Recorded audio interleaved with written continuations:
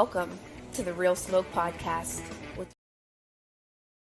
Welcome to the Real Smoke Podcast with your hosts, Mick and Charles, the podcast that's all about real people, real cigars, and real smoke. Coming to you live from the Real Smoke Virtual Cigar Lounge, bringing you the best of cigars, whiskey, and all the good times in between.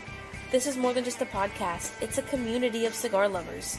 So grab your favorite smoke, pour a drink, and join us as we dive into all things cigars, whiskey, and just having a damn good time. This is the Real Smoke Podcast. What's up, everybody? Welcome to episode 14 of the Real Smoke Podcast. I'm Charles, and with me is the bearded wonder. He's no longer freezing because he has a place to stay. He's not in the cold. The one and only. What's up, Mick? What's up, brother? Yeah, man. The Abbey has become my winter home for smoking. The wife's not happy about it because I keep spending more money every week here, but it's a good time. It's a lot warmer. I get that. Well, today here in East Tennessee, we got the glorious weather of 50 degrees. So that combined with my little heater over here, we're in the mid 60s right here, so it's not too bad. Very nice. I'm getting ready for Monday. I don't know what Memphis is having, but our actual temperature is supposed to be around 5 degrees with a wind chill of like -3. I'm not ready for that. Yeah, I think we're only hitting the 20s, but it still sucks compared to what we had today, for sure. Oh, yeah, that's absolutely horrible. So, a couple things really quickly. We have an awesome guest on here tonight. We have awesome cigars, but what we're not going to have today is an awesome hat. I've been told by a couple of the people that watch it, the first thing that they start looking for is what hat I'm wearing to see what hat I'm going to give away. Well, I was in a rush today. I walked right past my desk in my office, did not grab a hat. I had it laid out. So just for giggles, and because we love him so much, I got our brother Robert Courtner's 13 Knives hat on tonight. No, I'm not giving this hat away, and no, I do not have another one of his hats to give away tonight, this week. But I am wearing his hat just because he's such an awesome guy and makes some of the best cigar cutters that have ever been created. Yeah, and that design is amazing too. That's one of my favorites, man. But yeah, absolutely, that's a sick hat, man. I'm gonna hit Robert up myself for one of them. You really should. He had some really good designs or some really good hat colors. I know I jumped in and I grabbed one, and then he pulled out a different colored hat, and it's like, ooh, no, I want that one. And then he pulled out this one, and Jennifer said, no, I think you want that one. And I just realized that it's matching everything that I'm wearing today, as well as the cigar that I'm smoking today. It is. So, it is. Yeah. It's very nice. So how's everything going on in the Mick world? You good? Yeah, it's good, man. It's been a long week. I did something I don't normally do. I took tomorrow off. It is my birthday tomorrow. So it's Devin's birthday today. Old Devin's with me again today. Devin's birthday. Happy birthday, Devi. And he came out to hang out with me on his birthday, and at midnight it will be mine. So tomorrow we're getting together and having some drinks and going out to eat and stuff. So it should be a good day. But took tomorrow off, trying to recoup a little bit, getting a little 4-day weekend action in. So yeah, I'm excited, man. But yeah, it's just another week, brother. How about you? Well, let's get everybody to put in some happy birthday wishes to Devin, as well as to the best co-host in the world, and everybody tell Mick happy birthday in the comments. Thanks, bro. So let's move on and get into the cigar that we're smoking, because I can't wait to get our guest on. So you ready to talk about the cigar that we're smoking? Let's do it. All right, but first let's take care of some housekeeping. Let's go ahead and talk about the company that supports us. Beard Apothecary is a small business dedicated to crafting high-quality beard care products made in small batches to ensure freshness and attention to detail. Proper beard care is essential for maintaining a healthy, well-groomed beard, and using only premium butters and oils is crucial. These high-quality ingredients deeply nourish the hair and skin, preventing issues like dryness, irritation, and split ends. Beard Apothecary's commitment to using only the best natural ingredients ensures that your beard stays soft, manageable, and looking its best. Go check them out at beardapothecary.com or on Instagram at beard_apothecary. Your beard will love you. So the cigar that we are smoking tonight is the El Primo from La Vega Cigar Company. It has a Mexican San Andreas wrapper, Dominican binder, and fillers from Colombia, Nicaragua, and Pennsylvania broadleaf. Typically goes for around $9.50 a cigar. That filler combination intrigues me. The Colombian, Nicaraguan, and Pennsylvania broadleaf. That is different. It's right off the bat, man. I'm enjoying where this is going. So we'll see how this goes. Oh man. So as always, we do our cigars a little bit differently. Mick does his. He usually smokes his the day of the podcast. I will smoke, if I have two of them, I'll smoke one a few days or a day before and go ahead and do my review. That way I can do all the producing and stuff behind the scenes. And then I will smoke the other one during the podcast. If I don't have one to smoke during the podcast, I'll smoke something else from the brand. I am smoking the El Segundo from La Vega Cigars. So it would be, if you're looking at the band colors, Mick's got the blue and I've got the green. So, well, if we're going to go ahead and talk about the cigars, we might as well bring on the man behind them, right? Let's do it. Probably. Let's bring him on. All right. Well, let's welcome to the podcast Aaron from La Vega Cigars. What's up, brother? What's up? Gentlemen, it's good to be on here. Thoroughly enjoyed the last time, so looking forward to this one. And before we get started, Mr. 50 Degrees bundled up. I don't want to hear shit coming from you because it was 5 degrees here in Pennsylvania. Nice. Just saying. Except for today, our temperatures are usually keeping up with what you're having. So we're usually roughly the same.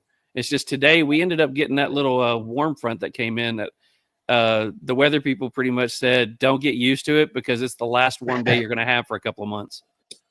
Yeah, unfortunately. Yeah, I do not miss those Pennsylvania winters, man. It seems like they last for like 7-8 months, man. It's crazy. You know, it's been weird because it seems like every 3 years we get some bad, get a bad winter. Like last year in February, it hit 70 degrees for like 5 days. This one, I've shoveled more in the last 2 weeks than I have in the last 2 years. So it comes and goes. It does. Yeah, I remember living up there, man, for my whole life pretty much, like we talked about before. It's you just never know what you're going to get in a Pennsylvania winter. But between like October and like February, you pretty much are living inside. I mean, regardless of how much snow you get or the precipitation, man, it's a rough. It just seems like it gets longer the older I got. But yeah, it is what it is. Well, so let's go ahead and jump into this. You are the owner of La Vega Cigars. So yes, well, let's do this. Mick is smoking the cigar that we are, I guess, reviewing tonight. So if you don't care, go ahead and talk a little bit about that one, and then we will go backtrack and do what we normally do and get to know the man behind the brand. But let's go ahead and talk about the El Primo for a second.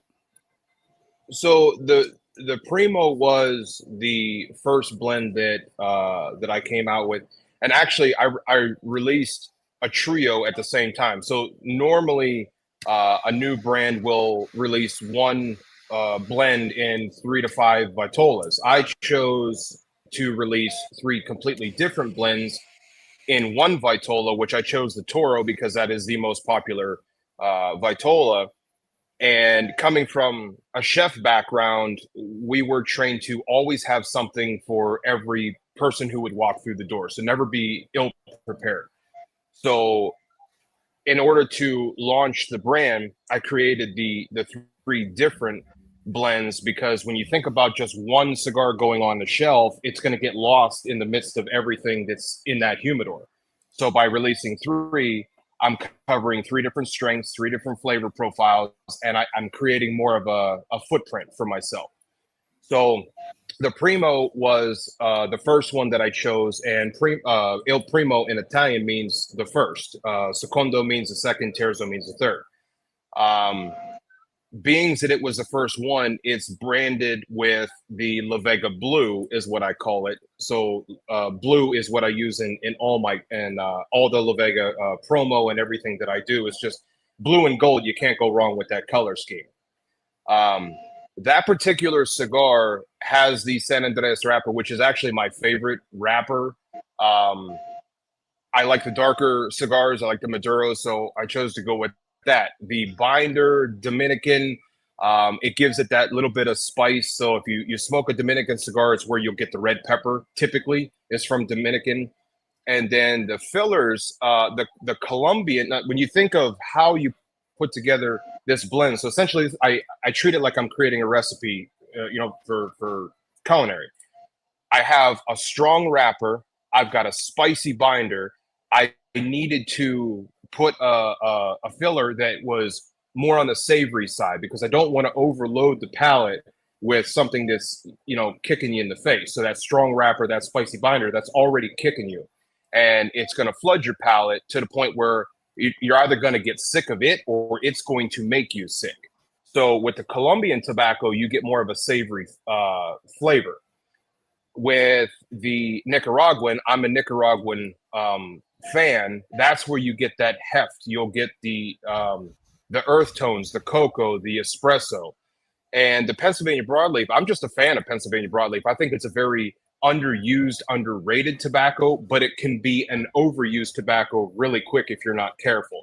That's where you'll get some musty flavors like sourdough. Like you'll get that sourdough bread flavor out of that. So when you mix all of that together, my idea was to create this dish that has strength, spice, yeast, savory. It's all wrapped up in one, and that's what the Il Primo was designed to be.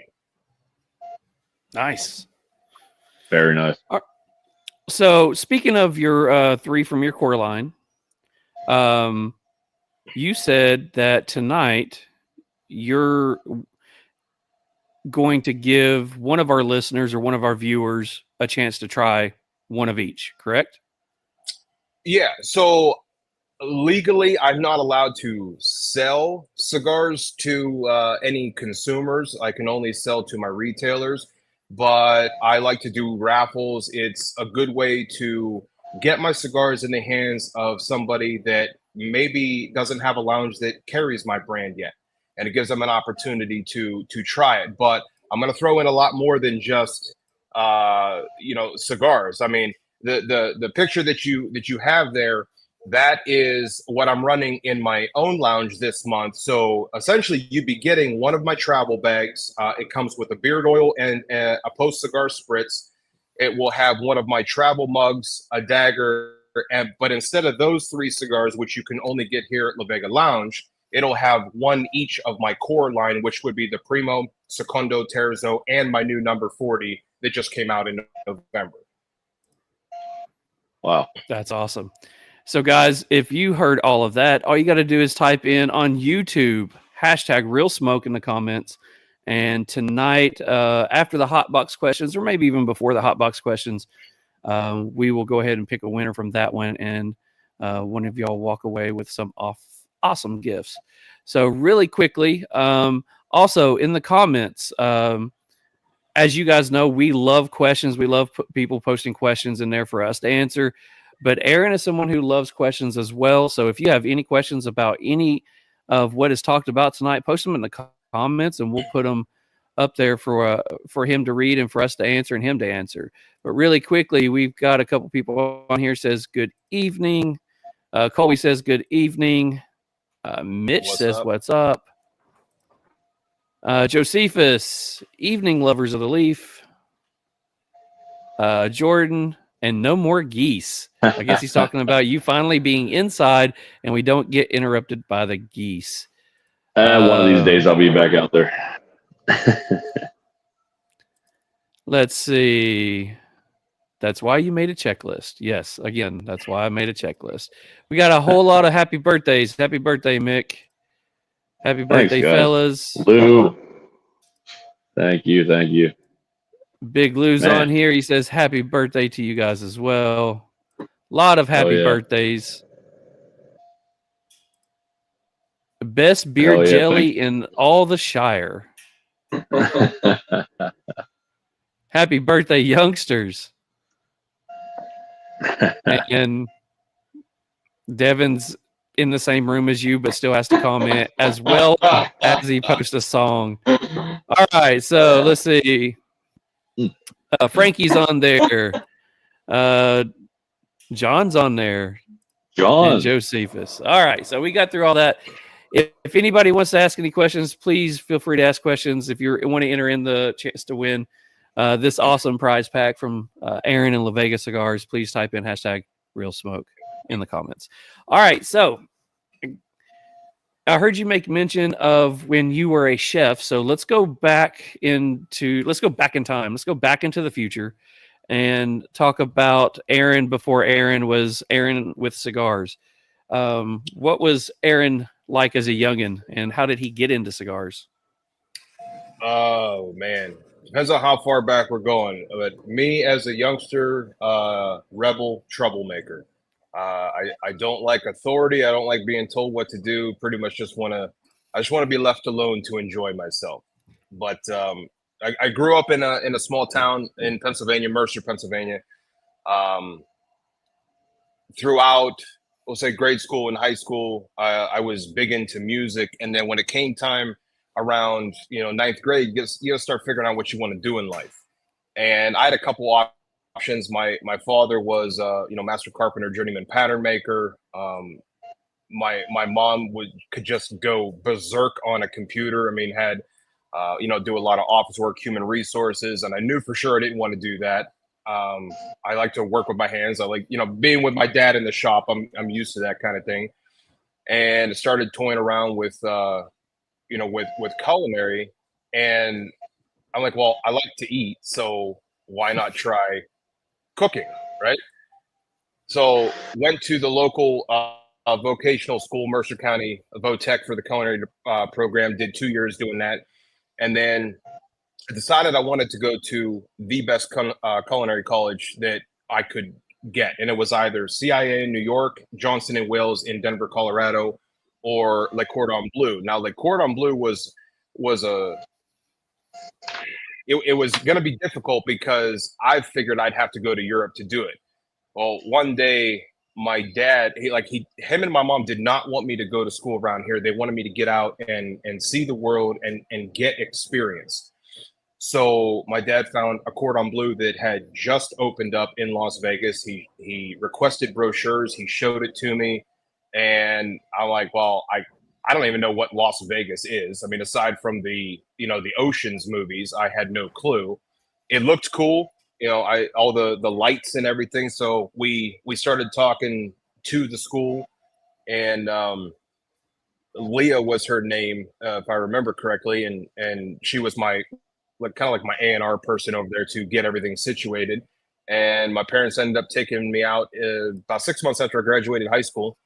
Took me out to Las Vegas to finish everything with Cordon Bleu out there, and then moved out there and started. So I got my associates from Le Cordon Bleu in Las Vegas. I got a diploma from Le Cordon Bleu International in Paris, and then just jumped right into the hotel casinos and just started learning everything I possibly could. And that's actually how I still do it today. Like, my mother told me when they dropped me off, actually it was the last day, they met me up at the school to say their goodbyes. And my mom told me a piece of information that I still do and talk about to this day. And she said, you're paying for an education, but everyone's going to give you education for free. Be a sponge, absorb it all. And I've been doing that ever. So I don't care what it is. You could be talking about, mechanics. I'm still going to listen, and I'm going to learn. And my dad told me, well, I'll give you the polite version was, he told me, don't come home. It was a little more crude than that. But what he was saying is, don't give up. And I had $350 cash sitting on my dresser. And I looked at that every day for a plane ticket to go home, because you move 2,200 miles away from home, and you come from a city or a town of 2,000 people, and you move to a city with 2 million people. It's a little daunting. So just never gave up, learned everything I could, and just kept going with it. Ended up, I worked, the Rampart Casino. I did all their restaurants. I was a private chef for a while. I was a chef instructor. I mean, I cooked for people like Nicolas Cage and Vince Neil and Mike Sexton from the World Poker Tour. Ended up going and working for a country club, and then jumped back into the casino, which is a JW Marriott resort, and was able to work with Chef Bruce Napick. He was a culinary Olympian from Vancouver, Canada. Worked with Chef Gustav Mahler, who was at the time, one of the like 100 and something master chefs in the world. Ended up going to Red Rock and worked for the Fertitas. And I mean, just the people that I was able to train under, the information they gave me is so valuable. But what they also did was give me a big head, because you're being trained by the best. And it was hard to not think that way. You kind of have to dumb yourself down a little bit. And, I still get yelled at when my wife's in the kitchen, and she'll be making something, and I'll stare at her, and she'll be like, go away, just get out of my kitchen. Because like, I'm looking at I'm like, that is not how you do this. But it is what it is. But it is during the time I was out there, I mean, it's how she does it. And she's Filipino, so she's got quite an attitude on her. But it's a good attitude to have. You gotta have that strong woman to keep you in check. So for me, that's, super impressive, man. That's I love meeting people that, I feel like I'm kind of the same way. Like, you're always trying to learn as much as you can and do as much as you can. And I'm sure you have so many stories behind that, but do you have one story that sticks out with any of those celebrities or any of those times that would be really, I love the entertainment behind the scenes kind of thing. So, if you got anything you want to share, or if you don't, that's cool. But I'm just trying to, one good story with one of those. That was actually my question as well. I can think of a few, but to get more than that, I would actually have to call my wife, because I don't remember a lot of this stuff, just done too much. One of them was, have you ever heard of a guy named Keegan Gerhardt? He was a pastry chef on the Food Network years ago. When I was a chef instructor, he came into town, and we did a massive collaboration with the instructors of the school that I worked at, and him, and we went to the Rio and did this big like chocolate and wine tasting. That was probably one of the highlights. That, and being a personal chef for Mike Sexton and his parents from the World Poker Tour. That was that was while I was still in school. I was still in college, and they needed a chef. So that was something else. But I could give you a whole bunch of them. Just the whole thing was the story. Just everything I was able to do, everything I was able to see, the people I was able to, and not just the world renowned chefs. I'm like, even my line guys that I worked with every day. It's just some of the best people you could ever wish to meet. Okay, awesome. So I've got a 2-part one, but it's the same question, just 2 different genres. And you don't, the first one would be the people that you've cooked with. If you're comfortable, like, giving shout outs or anything like that, who's like 2 or 3 of the best people that you've ever cooked with, that was either, at your facility that you were cooking at, or was on your line, or even that you cooked under? Who would be a couple that you'd be like, these people were my favorite? The first one that would come to mind would be while I was in college. His name was Heinz Lauer. He was a German chef, and he actually got Chef of the Year in 2004. He was one of my instructors. Another one would probably be Chef Albert Washington. He gave me my first opportunity in the casino. because coming from a small town, coming right out of school, nobody wanted to give you a chance. And I remember doing the interview with him, and he almost didn't hire me. And he's like, "Well, you just don't have enough experience." And how do I put this politely? I don't want to curse on your show. Go for it.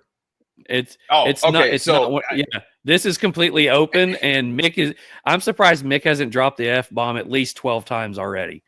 I mean, he's doing really good. See, there you go. I've tried to learn over the years. I got to calm myself down because I still have a kitchen mouth. Let it fly. I was sitting in his office, and he was interviewing me. He's, you don't have experience. I really don't want to take a chance. And I looked at him and I said, "Chef, how the fuck do you want me to get experience if you're not willing to give me an opportunity?" And he looked at me and he's like, "I've never had anybody talk to me like that during an interview." And I'm like, "That's because you never fucking met me." And he hired me on the spot. Nice. So I don't know if it was the confidence, the arrogance. I don't know what it was, but he took a chance on me. So he's definitely on my list. Another one would be Megan Schaefer. This girl, I would go through hell and back with her again. I worked with her at the JW Marriott. There was nothing we couldn't do as a team. Just the way she ran everything. I mean, this girl was so on point with what she did. I mean, because we were cooking banquets for thousands of people, and there was 4 or 5 of us. I mean, this girl had everything. We had banquets going out for days. We were prepping for her. She would be definitely on my list. And as much as I hated this guy, Luigi, when I worked at Terra Rosa in Red Rock, we didn't really get along, but this man was so passionate about what he did. Him and the sous chef Michele, they were in. I mean, just their knowledge was insane. I got a guy telling me I should probably silence my phone. So you keep texting me, Drew, and telling me to silence my phone. All right, kills me. Really quickly. Speaking of Drew wants me to ask you a few questions, and I'm glad you said that. He wants to know, one, where's your douchey hat? He texted me that. he texted me that. And the Black Cat rules. And he says that he just loves busting your balls. Just saying. Man, you pull off the hat, dude. I don't even know Drew, but you pull off the hat. I'm saying Drew's wrong on this because I'm jealous. I like the hat. You pull it off, bro. Drew's jealous too. Don't let him fool you. That fuck. So all right. So my hat, which we didn't get into yet, was when I went from the culinary field to the music field. So in the music industry, we were taught by the record labels to brand ourselves. And going into this venture, I needed to brand myself in a way that I could be left alone, but I could also put it on when I needed to. And it is my douchey hat, as Drew would say. So the problem is my buddy who works my lounge in the afternoon has the flu, which I didn't find out until he got here. So I did not have time to go home and get my douchey hat and bring it back down with me. So now, instead of the hat, you just get to see this luscious coif I have sitting on top at 40 years old and no gray whatsoever. This is the first time the word coif has been used on a podcast, but I appreciate you doing that. Congratulations. Hey, no problem. So the second part of my question was, and you don't have to say whether it was good or bad. You just can say a person.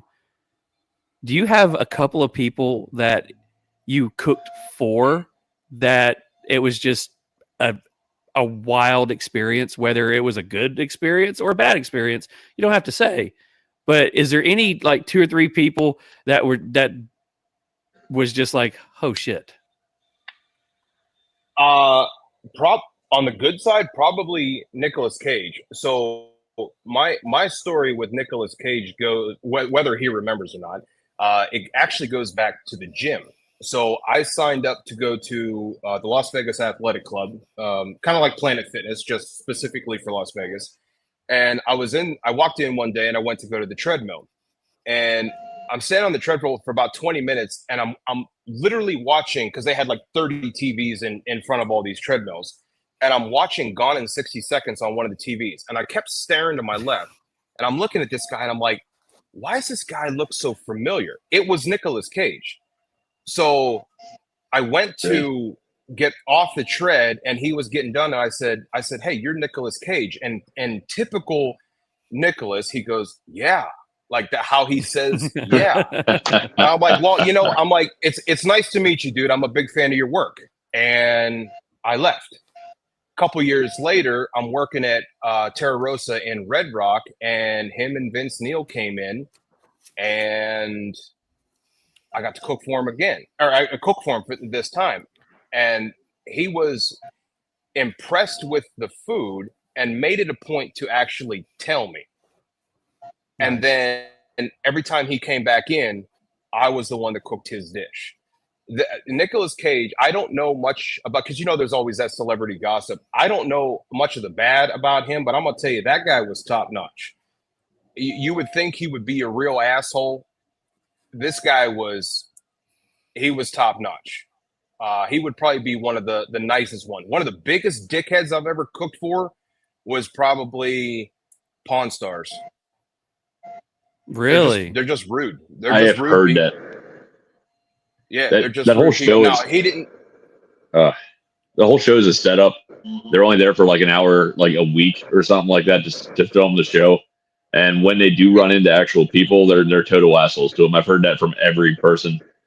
One of these days, one of these people are gonna be watching our show, and we're gonna get like fucking blackballed. But it's cool. I'm just gonna keep going with it until we get yelled at. So fuck them. Fuck them. There's plenty of other negative ones, but I know you'll get blackballed, and so will I. So I will keep those. That'll work. Silent. So Lou Cross has a question for you. He says, "Have you watched The Bear? If so, how true to life is the high pressure environment portrayed in the show?" I have watched clips of that, and I will tell you that it's at least that, if not worse. And it really just depends on what city you're in, what restaurant you're in, what environment you're in. I mean, kitchens can be extremely violent because there's a lot of egos. There's a lot of high volume. So, the kitchens that I worked in, and not all of them, but a lot of the kitchens that I worked in, I mean, we're pumping, a couple hundred covers in a matter of 45 minutes. And then when you get into the banquets, you've got to imagine, you've got pastry shop, main line, ovens, steamers, garde manger, which is like cold food. And you've got, in what is like 50 yards, like a half a football field in length, and you've got 15 to 20 chefs running around back and forth. You've got servers running around everywhere. There's a lot of screaming. There's a lot of cursing. I mean, it was the reason we all drank. It was how we coped with it all. I mean, I remember one time I grabbed a knife off of my station, and I won't say what restaurant or hotel this is in because we're dealing with big names now. So I definitely don't want to be blackballed. But I grabbed a knife because we were busy. Just tickets flying out of the machine. Restaurants are full. Servers are yelling at us because they're getting yelled at. We're yelling back at them. I grabbed the wrong knife. I started using it, and one of my guys comes up to me and he's like, "Why did you take my knife?" And I said, "My bad, dude. I didn't mean to." And he goes, "Touch my knife again and I'll fucking kill you." And I'm like, "Do you want to go? Like, is that what you're telling me? Because we can do this right now." But that particular show that he's talking about, yeah, it's like that, and it could be worse. It could also be like if you're working in a fine dining restaurant, it could be a lot more mild than that, where we still think the same. We're just not acting that way. And like in Terra Rosa, okay, that was an open kitchen. So we could not act out like that because we were in direct sight of the customer. So it really just depends. I've also worked in restaurants that were just like that movie Waiting. I won't tell you which ones they were. It's all spectrums. It's all spectrums. So I will say this, as John Aldi likes to say, there's some of us that thrive on chaos and thrive on that mentality. It's kind of what we do. It's what our livings were, and that's kind of how we're now built. Is there a part of you that misses that world? Kinda, because I thrive in chaos. When things are going well, I feel like I get lazy, and I'm just not thinking of something, and things slip Me through too. my fingers. When it's chaos, my brain goes into overdrive, and I'm a chess player, so I'm thinking 10 moves ahead. But I there's a part of I'm me with that you. misses it. I think it was more the rush of it all. And my wife was a server, for 12, 15 years, whatever it was. If you asked her that question, she would tell you absolutely not. She does not miss it. Me, I kind of do, because I miss the people. The people that I worked with were just some of the best people you could ever want to work with. It's literally like you're describing what I do for a living, two completely different things, but it's exactly how I function as well. Like stress and chaos is my best moments, like of clarity at times. It's hard to explain, but it's how I function. Like if I'm not under some kind of stress, I feel like something's wrong. You know what I mean? Like I'm not doing my full potential. So it's a strange way to live, but I guess some of us are just built that way. Yep, no, I feel you on that one. So how do we go from being a chef into your next role? What was next? That would have been music. So I've been a musician since I was 4 years old. My father was a drummer. When I was 4 years old, he set up the kit that he had when he was a kid, and he set up his 7-piece Ludwig in our basement, and took me downstairs, handed me a pair of drumsticks, and he turned on the radio. The first song I ever learned to play on drums was "The Ocean" by Led Zeppelin at 4 years old. Wow. Damn. In 5th grade, we were allowed to pick an instrument because that's when you could join bands. So because of Lisa Simpson and how sexy that saxophone was, I chose sax. And my parents got me a cheap sax for myself, and then when I made marching band in 8th grade, they got me a better sax. It was a Yamaha tenor, and then I just found that I was at peace in music because I could be creative, and it wasn't in a way that people would judge you. I was in every band that the school offered, and when I got out of school and I went to culinary, I had to give that up because I had to concentrate on my life. With the money that I was making in Las Vegas before the economy took a shit, I started a little jazz trio with my siblings, and I wanted to record the songs that I wrote. So I found this recording studio, which was actually owned by Les Warner, who was the original drummer from The Cult. And we went and recorded a couple songs, and I left there that day. And I remember telling them, we got back in my vehicle, and I said, I'm going to open a recording studio. And my brother looked at me, he goes, "You don't know the first thing about recording." I said, "No, but I didn't know the first thing about cooking either until I learned it." So my grandmother actually gave me $1,000, and I bought my first computer and recording software and a couple microphones, and I was balls deep into it at that point. I was playing instruments, I was learning how to record, and a couple years later, when she passed away, I started an independent record label and recording studio named after her. Her name was Susan, so we called it Bad Sue Records. And Oh, wow. my wife was a part of that. My brother and sister were a part of that. My mother, like, everybody was supportive. I opened a recording studio down on Meade Avenue, Meade, which was down by the Strip, and just started recording bands and rappers and R&B. It just started doing everything. And then I remember one day I went home and I told my wife, I said, "I'm so sick and tired of recording these guys, and like I want to do this." And she goes, "Well, just start a band." So I started a band, and I named it after the street that my studio was on, and Meade Ave was born. Well, then that was a whole new venture.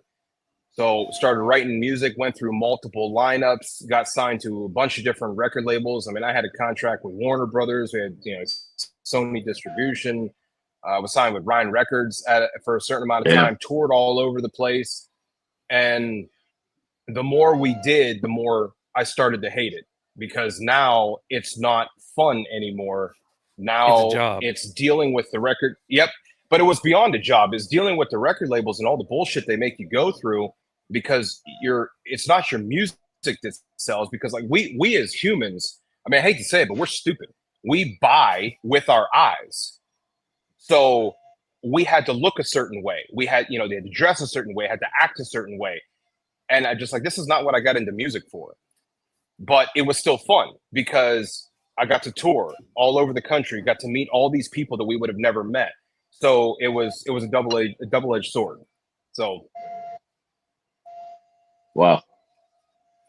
So can you tell us the story of when Power Man 5000 showed up and you were drunk with them all night or something like that? I don't want to talk for you, but I'd like you to tell that story. That was one of my favorites from our herf that time.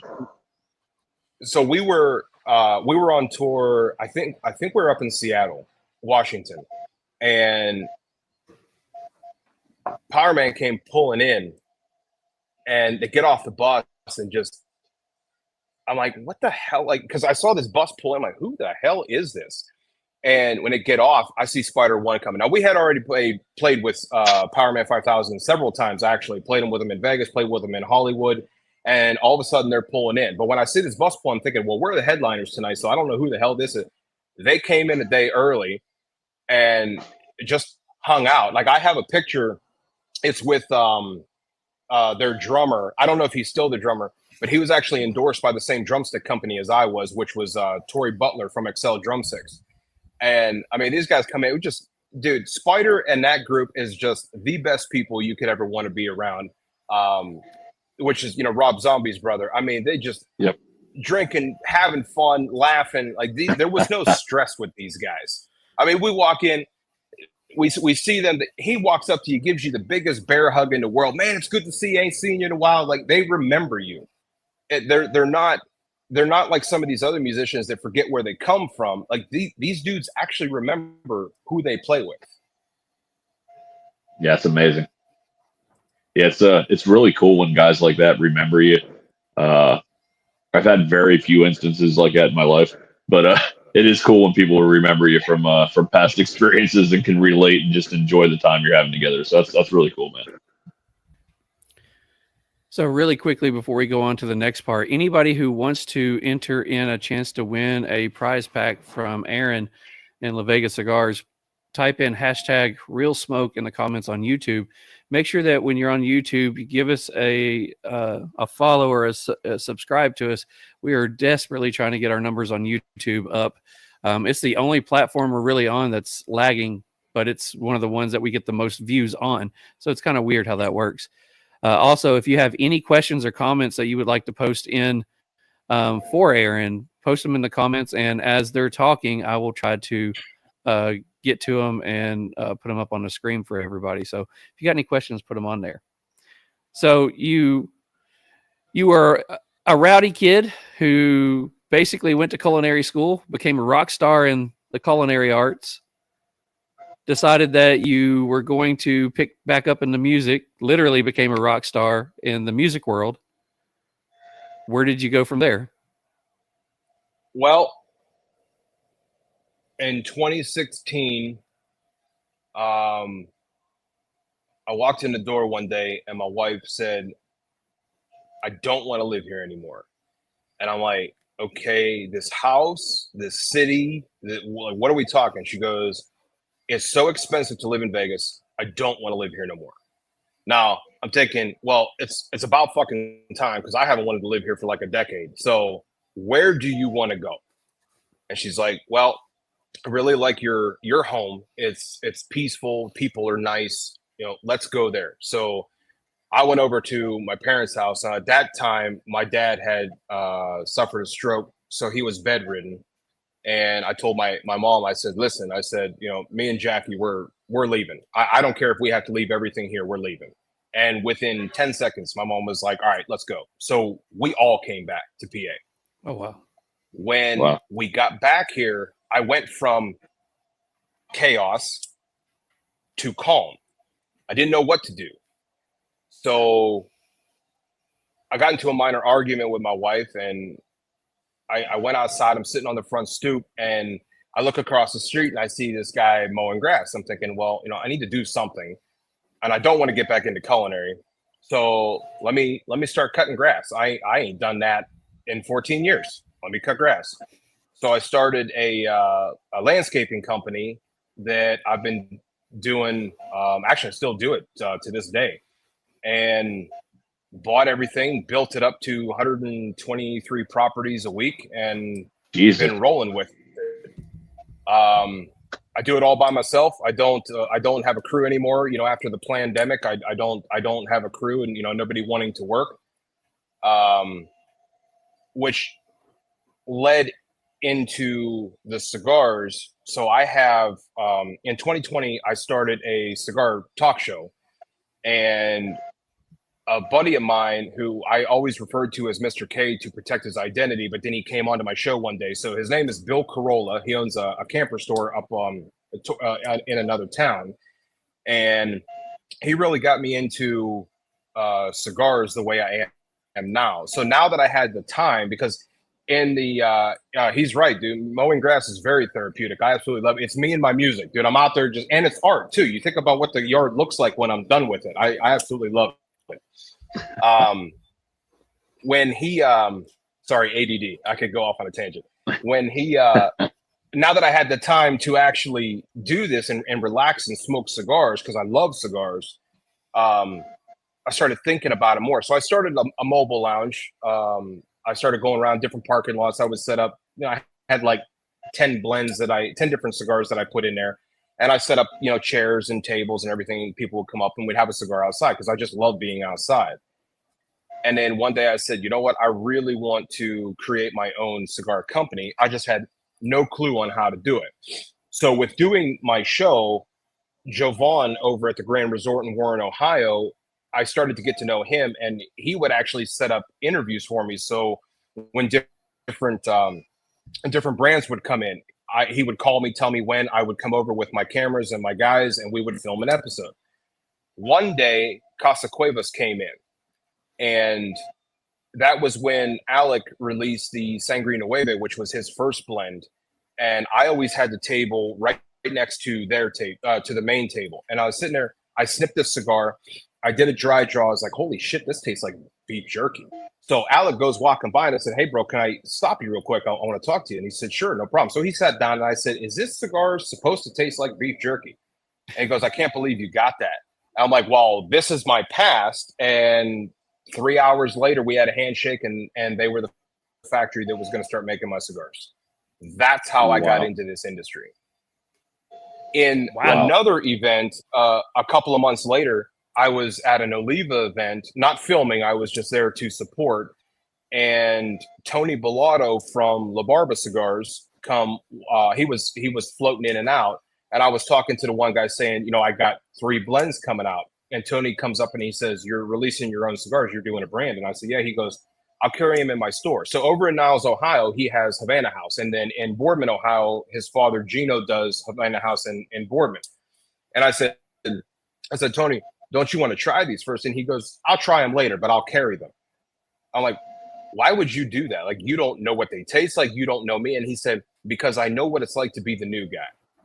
The only thing I ask is that if you find somebody who's wanting to get in the industry or somebody that needs help, you help them. That dude's been my mentor.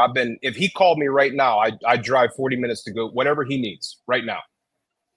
So, which is where Drew, douchey hat, it's where he comes into play. So he has his own brand, Gato Negro Cigars, which I do the distribution for. And it's actually, he's got a phenomenal blend. Matter of fact, if anybody's up in this area, on January 25th, I'm doing an event for him at my lounge. So if you're up here, I would love to see you guys in here.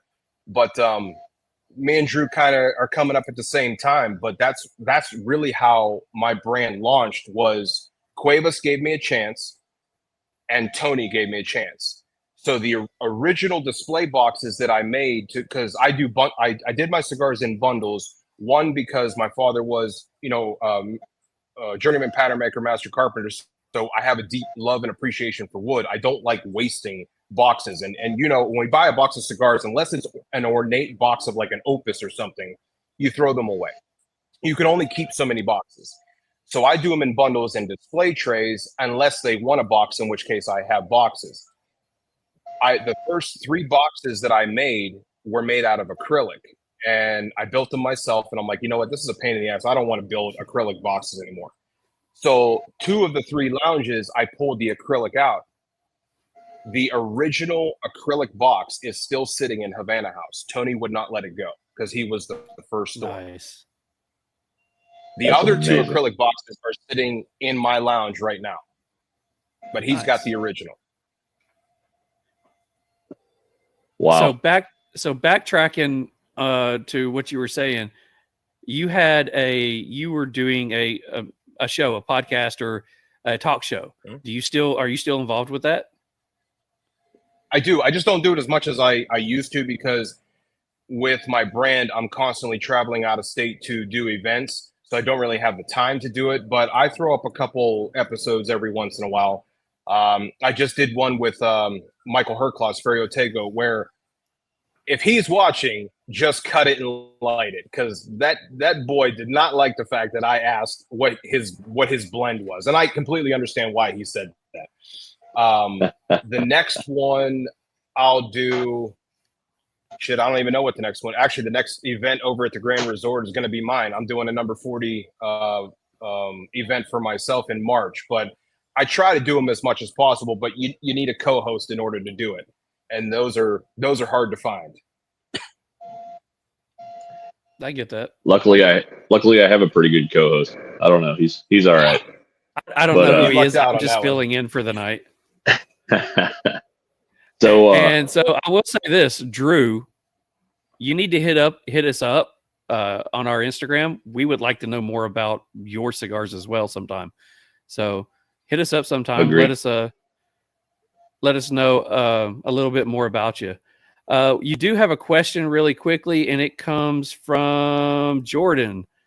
He wants to know, is there anywhere that you can get your cigars online? Yeah, you can go to slipperyrockcigars.com. Joe is about 35 minutes away from where I'm at. He has Slippery Rock Cigars. He was the first one to sell them online. I'm sure there's others that sell them online, but I send everyone to him. He normally runs really good deals, but you can definitely get them from him. slipperyrockcigars.com. yeah, Jordan, you definitely should find yourself an Il Primo. This is pretty great. I'll get into my review later, but yeah, you should probably find yourself a couple of these.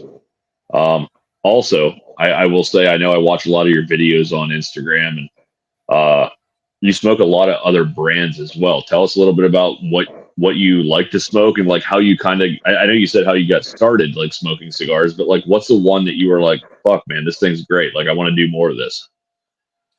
Man, I've smoked thousands of cigars. I really couldn't even tell you that one. It's real simple for me. I am a cigar lover. I don't care what band is on the cigar. I care, does it taste good? Am I enjoying it? Am I stress-free? Am I at peace? That's all I care about. I could give two shits if it's an Opus band, if it's a Padron band, if it's a Casa Carabala, a Casa Cueva. I don't care. I don't actually smoke my own cigars very often because I know what they taste like. I'm out for who's creating the newest thing, who's got a blend that I haven't tasted. That's what I want to know. So when you see me at an event, if you see me smoking a cigar that doesn't have a band on it, it's not my cigar. I'm smoking somebody else's cigar. I actually had one. I was doing an event down in Charlotte, North Carolina, and the guy asked me, "What are you smoking? Or which one are you smoking?" I said, "I'm not smoking one of mine." And he goes, "You're doing a La Vega event and you're smoking somebody else's cigar." This dude could not wrap his head around the fact that I just love cigars. I do not care. So I'm going to kind of ruin it now and give my secret. What I tell people is if I'm smoking a cigar that doesn't have a band, I tell them I'm doing a test blend. I'm not. I'm enjoying somebody else's hard work is what I'm doing. I'm smoking a cigar. Yeah. What does it matter which one? I will say, I mean, I'm kind of speaking for Charles here, but for me personally, like I would say the show as a whole, like we are cigar lovers, and a lot of people like a lot of people say, man, the one you're smoking should be your favorite cigar because it's what we're doing. But man, I agree. yes, I could narrow it down to probably 4 or 5 cigars I've had over the past 2 or 3 years that are probably my favorite. If I was in the middle of a humidor, I'd pick one of those if I had a choice. But I mean, honestly, so how I love trying them out. I love trying out new stuff, man. And it's part of what we love and what we do. I don't actually have, because I've been asked this question. What's your favorite cigar? I don't know. I can give you. How can you compare a Dominican Puro to a Nicaraguan Puro? How can you pick the best out of both of those? You can't. So what I do is I have a best cigar per brand. So if you want to go to Rocky Patel, although I think his quality is starting to really suck ass. If you go to Rocky Patel, the ALR second edition 6x60 box press, phenomenal cigar.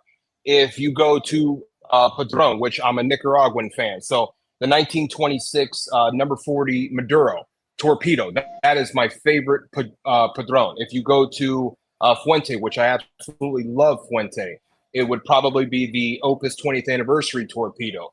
And I could go on and on and on and on. I have favorites per brand. When I test cigars, it's the first cigar of the day. I want a fresh palate. I don't eat anything. I don't drink anything. I don't brush my teeth. I don't want to taint my palate in any way, shape, or form. I want the true flavor of what I'm about to smoke. If I wake up and I'm pissed off for some reason, I won't try a cigar because I have now embedded that anger into my cigar. And that cigar might be a phenomenal cigar, but because I'm angry, I'm going to remember that cigar as not being good because I'm angry. Like your emotion comes into this as well. And as much as I don't like emotion, we all have it. And if you're angry, don't smoke something you enjoy because you're gonna put a sour taste in your mouth. Wow, that's great advice. Really is. See, I 100% agree with that one. I do the same thing when I'm reviewing a cigar. Like this morning was yours, so I knew that was going to be on my to-do list for the day. So I got up this morning, took the kid to school, noticed that it was going to be a decent time to smoke about 11:30, 12 o'clock. So didn't brush teeth, didn't have my normal coffee for the morning, grabbed a bottle of water, took the kid to school, did some work at work, had a chance for me just to calm down and relax, came home, sat in my chair, put something on the TV so I could calm down a little bit more. Once that episode was off, turned everything off, lit up the cigar, and literally just laid back, put my feet up on the table, and just got lost in smoke. But if I can't get 100%. To that point at any time, I don't review a cigar. It's like the space shuttle going up, that mission gets scrubbed for the day because I know that something's going to go wrong. I'm going to get pissed off about something about the cigar, and it's not going to be something that's I'm going to give an honest review on. So I like the fact that you do that as well. That's kind of validating for me in what I do. It's when you break. Okay, so you think about some of these old timers that they're I can't really say brand loyal. They're more brand and line loyal. So I encountered this guy that he wouldn't even give my cigars a try. Almost to the point where he was pissing me off, and I just wanted to hand him one and be like, "Can you just smoke this and tell me what you think? I'll give it to you for free." Well, what I've been finding is when somebody smokes a cigar and they create that memory. So that's what this industry is all about, right? It's about creating memories. I mean, that's even my slogan, where every smoke creates a memory. When you create that phenomenal memory, smoking a cigar, a lot of people are drawn back to that. So no matter what they're feeling, because they smoked that cigar and had an awesome time, they will always smoke that cigar. And you could be pissed off at the world, and you smoke that cigar and all your troubles seem to go away. So why would you want to smoke something if you're upset? You're going to create a memory. It ain't going to be one that you're going to like. It's going to be a bad memory. So don't do it. It's not worth it. Just smoke something. Go bring up one of your go-tos, something you know that's going to make you happy, relax, and enjoy your smoke. Josephus says, I do have an angry/upset cigar that takes me out of my own head and helps me see the situation from a different perspective. The McAuliffe Torcedores is that cigar. That's a good cigar. Actually, I'm a big fan of that cigar. That'll be one that I have to look up. Yeah, you should absolutely try. I might be mildly different than you guys on that. I do not. I usually do mine during the show, and this is my escape time. You know, I mean, I shut down for the night. I shut down for the week. I shut down whatever, and I just focus on the cigar. I do the review while we're doing this. I did not have the best of days today, but if it's a great cigar, as this one is, I feel like it takes me, like it does play a part in my review, which it maybe shouldn't. So maybe I'm a little bit off. I appreciate what you guys do and how you do it, but I guess I also maybe merge that in a little bit into how I feel about a cigar and how much it changes my perspective and my mood. So, like I said, I didn't have the best of days. I didn't have the worst of days, but it's one of those days where this cigar is changing my mood at this time, and I do feel like that does play a part in how I feel overall about a stick. Right, and there's no right or wrong way to do this. Everybody has their way of doing it. It's like when somebody asks you what's the best cigar to smoke. I don't know. Whatever one is in your hand. What's the best gun to buy? Whatever one feels the best when you're shooting it. There's no right or wrong way to do it. It comes down to the person. But if your way of doing it is you've had a shit day and you know that just sitting and smoking a cigar is just naturally going to make you happy, well then, brother, smoke that cigar and enjoy yourself. But if at any point during that cigar you feel it going the wrong way, put it down and smoke it another time. I agree. It should not influence the way you're feeling about it. It's funny though, because me and Charles, like he said 100 times, we do our reviews 100% different. And at the end of the day, we are usually within a point or two. So it's pretty impressive. But we definitely have our own ways of doing it. So you've gotten to the point now where you've got one brand who says, "Hey, I'm going to make your cigars," and then you have a guy that's become a mentor that pretty much does the same kind of thing. Who are you with now? Who makes your cigars now? That would be Casa Cuevas. So their factory. Okay. So Casa Cuevas, they are a brand, but they are very factory heavy.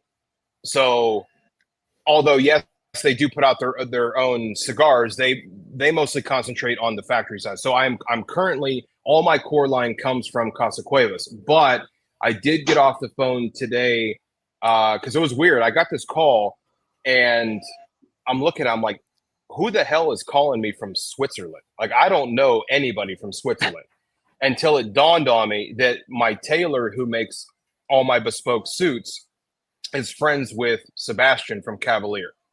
Yep. And he's been trying to connect us for a while. So I answered the phone. It was Sebastian from Cavalier. So I'm trying to... Dude, he's phenomenal. That was an hour and 22 minutes, I think. We didn't even know how long it was until we looked at it. That's a short conversation talking with to this him. guy. Oh, it was beautiful. But I'm trying to expand what I can do, and it's absolutely nothing against Cuevas. It's just I'm looking for certain tobaccos now, and I want to see what other people have out there. And I don't own my own farm, so I mean, you know, at the leisure of Tony, I could go with Adventura, could possibly get in with Luciano, but this one, my tailor Adam has been talking about Sebastian for so long. I'm like, you know what? Let me talk with this guy. So after the phone call today, we're gonna see if we can do my next blend. My next his hands on some tasty tobacco. I've been hearing, so I'm looking. Yeah. I don't really care who it is. I'm very loyal to anyone who's going to help me. I'm going to help them. So it doesn't matter who it is. If Sebastian can help me create a blend that can go into my line, I'm going to go with Sebastian for this particular cigar because it's project based. And for this one, I'm looking for something very specific, which is going to be called the Serie Negra, which is the black label. That'll be the next cigar that I want to put out. I'm hoping to get it out by the end of this year. It's really going to come down to, does he have the tobaccos that I'm looking for? If not, I'll bounce over and see if I can hop in with Henderson and see. I mean, I know what they can do. I've tasted all their stuff, but it's just finding it's what's next. I want the next thing. I absolutely love Sebastian. I love Brian, both with Cavalier. Both of Brian more so than Sebastian, but I love Sebastian. I've spent a lot of time at Brian. Both I consider family. And Sebastian has a palate that when he talks about cigars, I just want to sit and listen. So, I mean, that's to hear you say that you may have a chance to do something with them. I think you're going to have a lot of fun. I mean, as much as in your culinary and, background and it comes into your blending for cigars, I think you're going to have fun with this. So that's a good one. And you were talking for me, about, go ahead. I'm sorry. No, I say for me, that's what it comes down to. So I'm trying, you got to learn from your past. And what I learned is that if I go into it 100% business, I'm going to repeat the music industry. I'm going to hate it. But if I can still manage to keep the artistic design and the fun, then I'm going to be able to achieve a lifelong career in this industry, which this is my retirement plan. So I need to do it a certain way. I can't just be balls to the wall business. I have to do this right. Otherwise, I'm going to screw myself. So you were talking about the wrapper leaves. Josephus says, what is your favorite leaf or leaf flavor that you're chasing? I'm chasing Corojo and Cameroon flavors currently. I'm always chasing a good sun-grown Habano flavor as well. So is there a certain leaf that you wanting to work with? Yeah, I would actually like this the Serie Negre or the Black Series. I would like this to be a Corojo, but I'm also on the hunt for a good Brazilian wrapper. Now, typically Brazilian, in my experience, Brazilians are used as binders, but as we saw with the Oliva V Milanio, they made a mistake, and one of their releases had a binder as a wrapper, and it actually worked. So a Corojo I'm after because I don't like Corojo, but I know there's good ones out there. So when I say I don't like something, it means I just haven't found one that fits my palate. So I don't like Connecticut's. So when I created my Connecticut, my number 40, I had to create a Connecticut that I wanted to smoke. When the Connecticut, the first blend came in for the Connecticut, it blew my socks off, and I named it the number 40 for my 40th birthday. I mean, that's how much I enjoyed that Connecticut. And there's probably two other Connecticut's that I would actually willingly smoke. One of them is by a company called Reynado Cigars. He's not really that, he's been in business for a while, but he's not really that big. He did one called the C24, I think. And that thing fucking blew me away. That was a phenomenal Connecticut. Just so much flavor. And he used Aganorsa leaf to do it.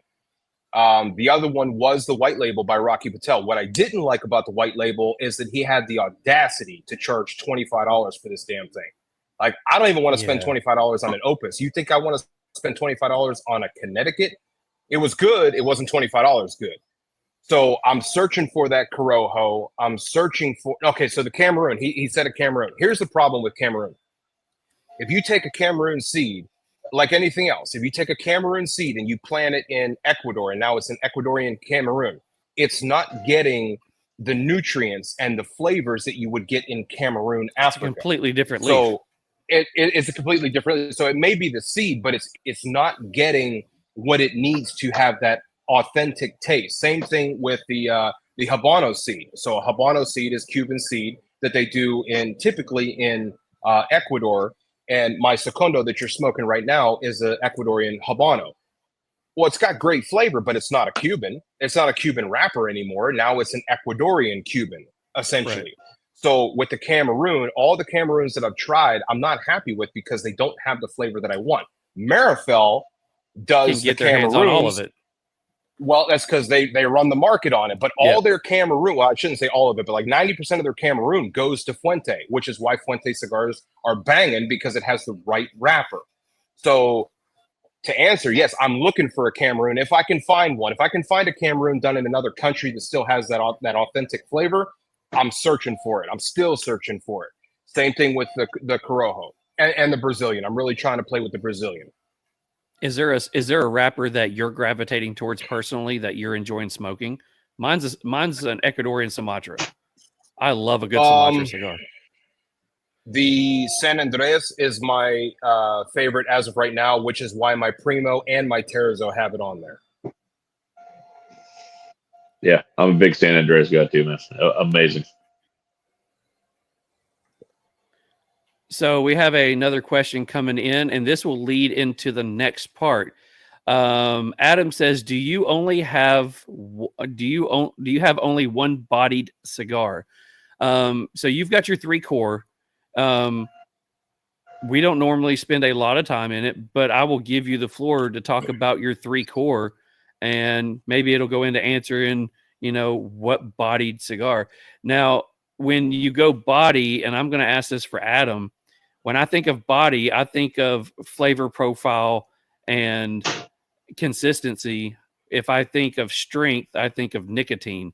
So are you asking more about, does he have one nicotine power, or does he have, whether it's a light bodied cigar, meaning less consistent flavor or more full bodied flavor? What is it? Yeah, So I'll let you jump in there.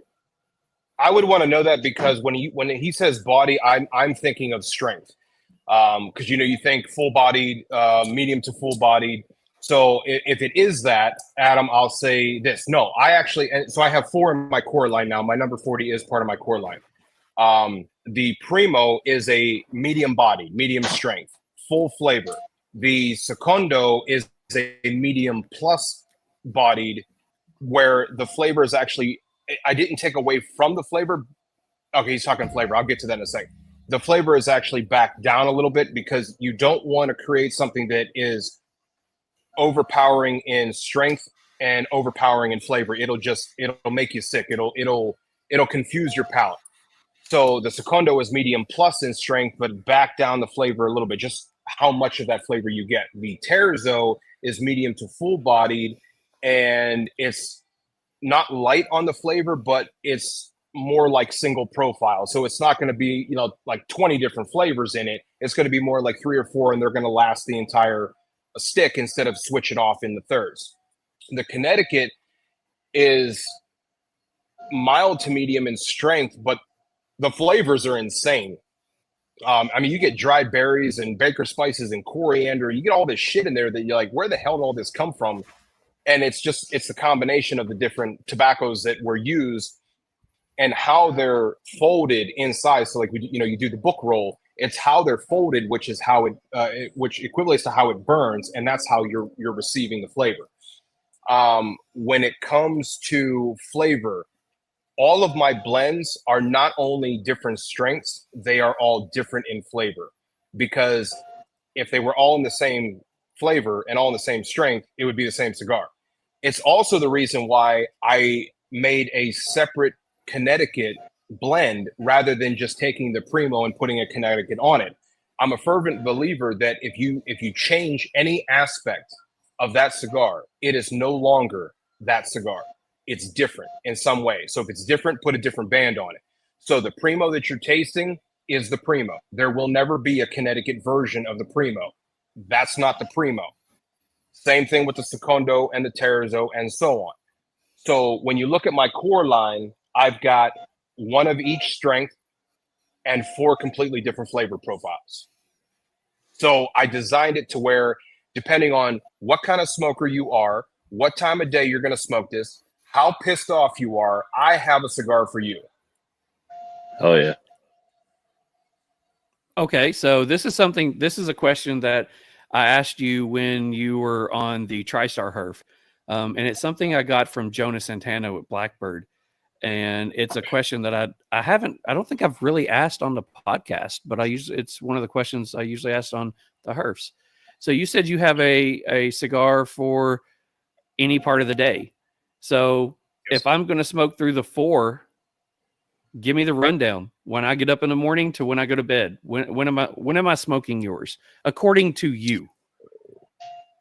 What time do you wake up? What time do you go to bed? Let's start with that. 6 a.m. and midnight. Okay.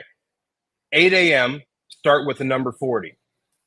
What you want to do is allow your body to wake up, allow your blood to flow, Give yourself an hour or two. Start with the number 40 Connecticut.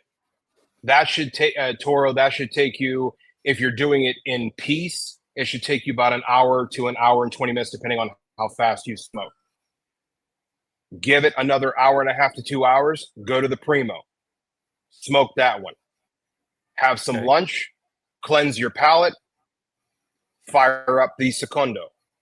Sometime 1 o'clock, 2 o'clock in the afternoon. Have some dinner. Cleanse your palate. Smoke the Terzo. Wash it down with a nice whiskey or a port, a bourbon. Sip it, don't chug it, and that will finish off your night. Nice. So as somebody with a culinary background, do you have in Aaron's world, give me some pairings for each one? As far as food or drink? Drink. Okay, so I quit drinking a long time ago, but I do still drink coffee, wine. tea, soda, wine, whatever. Okay. Soda. It's pop, brother, not soda. I lived in Kentucky, and we always called it porch pop. When it got cold, we left our pop outside. And since moving back to Tennessee, it's become soda. Yeah, you're wrong. Anyway, with the number 40, if you're smoking it in the morning, I would go with something like a medium strength latte, no extra flavorings, just froth foam, maybe some light sugar of some sort, because you're going to get creaminess from the Connecticut wrapper itself. So you don't want to drink the same thing you're about to smoke. Then it overpowers it. So probably a medium latte. When it comes to the Primo, I would switch over and I would go with a medium plus espresso. When you're talking the Secondo, I would go with an Americana. And if you're going with the Terzo, I would definitely drink a port. I have a very nice 10-year port that I drink with that Terzo. If you want to go with the whiskey side, something that's trying to think back to my whiskey days. I would go with something more on the medium side, because that cigar, what you got? Old Forester 100 is what I paired with that one, and it goes freaking fantastic. There you go. Okay, so just something that's, because you're going to get a lot of strength out of that, so you don't want something that's going to overpower you. Right. But something that has some sort of whiskey or bourbon that has a good amount of flavor, because remember, the Terzo is more single profile. It's not going to give you those 3 different changes. So you want something that's going to complement it. And that's the reason I picked how I would do it. When I talked to you on the Herf, that's what I was smoking and drinking that night. And the reason I picked that one was it's not a barrel strength, so it's not 120 some proof. It's also not a 80 proof, whiskey. It's a nice 100 proof. And the 100 proof Old Forester has the bready notes with it. It's got the slight banana. It's got the slight caramel. So it's got 2 or 3 flavors. It's not something that's going to have a whole lot of flavor to it. So it's not going to be punching, round after round, competing with each other. They pretty much just blend with their 3 or 4 notes that just ride the entire experience. So for me, that was a really good pairing for that one. Good. Yeah, and that comes down to the person and their palate, because all of our palates 100%. Are different. Like the pH levels in my mouth are different from yours. So, but that's kind of the base of where I would go with it. So I'm going to go a little off script here. So we talked about the blends. We talked about everything. How it led up to all this. But so something I brought up, I believe, on the Herf that you had explained to us, and I had seen it online as well, but I'd like you to tell the story.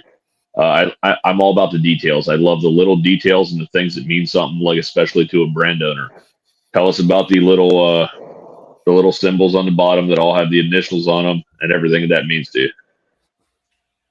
So, okay, I don't have one of those bands in front of me, but let's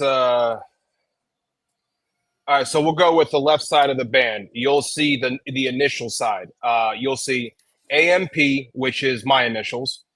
You'll see JLP, which is my wife's initials, and you'll see LSP, which is my mother's initials. Now, I make no hiding it. I've said from day one, if it wasn't for my wife, Jackie, and my mother, Lori, I would not be anywhere that I am today.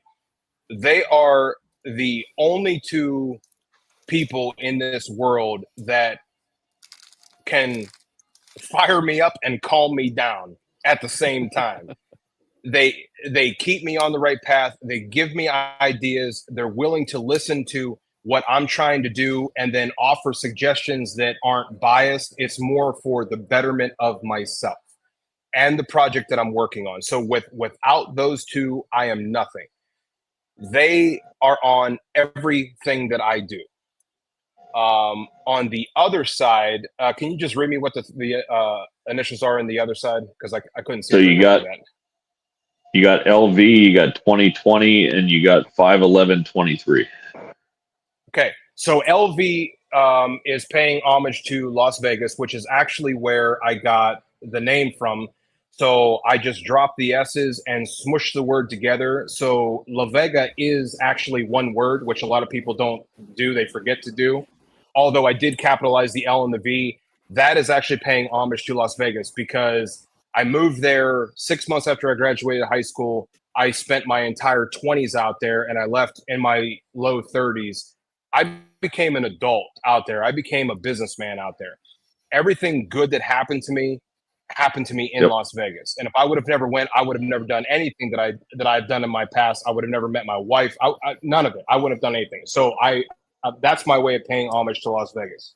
2020 is the year that La Vega as a concept was created.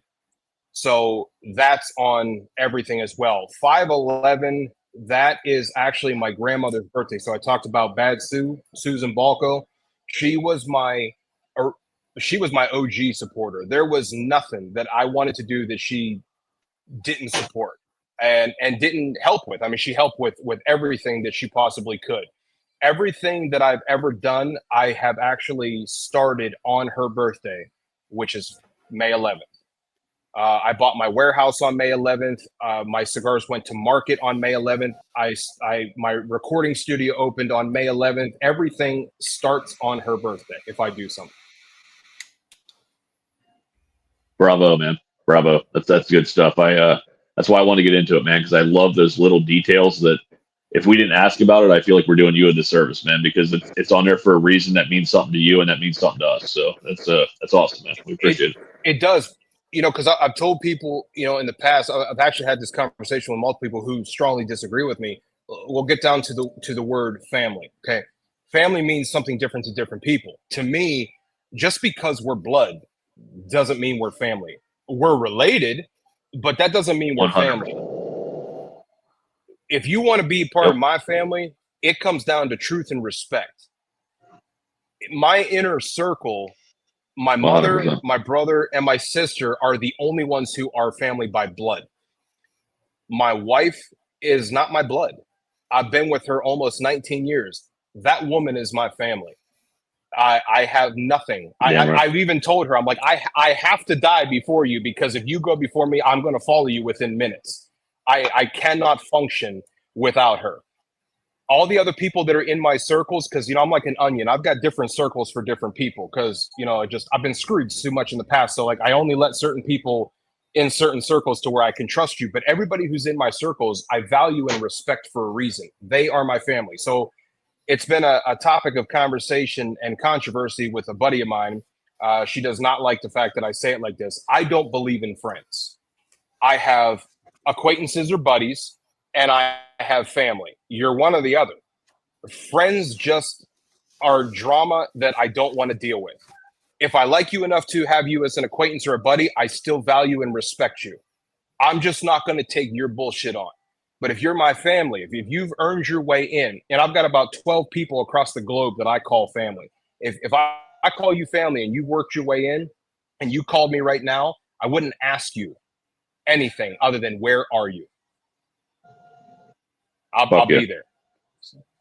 So that's how I 100% operate. with you on that. 100% with you on that. Yeah, my dad always said, by the time you die, you can count your true friends on one hand, which would be family. And yeah, it's crazy, man. As your life progresses, you figure out who is actually there for you when you actually need them. And that's kind of what it comes down to. And on the backside of that, you always want to be that person for them as well. So it's definitely it's twists and turns of life, man. But I agree with you 100% as well. That's it's part of learning as a human, as who you can trust and where we go from here. So the sad thing is you never find out who your family is until it's a bad time to find out who your family is. But Unless at the same you look time, at it like I do. becomes a good time to find out who your family is. And that's exactly how I look at it. When the shit hits the fan, you're going to know who's your family and who's not. The posers will expose themselves real fast. And I'm not saying any of that to really to be that dick. I mean, I can be that dick, but like you asked, I'm honest. 100%. I get you. It's just a mentality. It's a mentality. And when you've seen the amount of trauma and violence that I've seen in my life, I know where to put my loyalty and I know where to not put it. And that's all there is to it. Yeah. What I do for a living and some of the shit I've seen as well, man. Like you learn pretty quickly who's going to be there for you when the shit hits the fan. So. Yep. So we are now at the point to where I guess you're at now. And this question comes from our brother Lou Cross.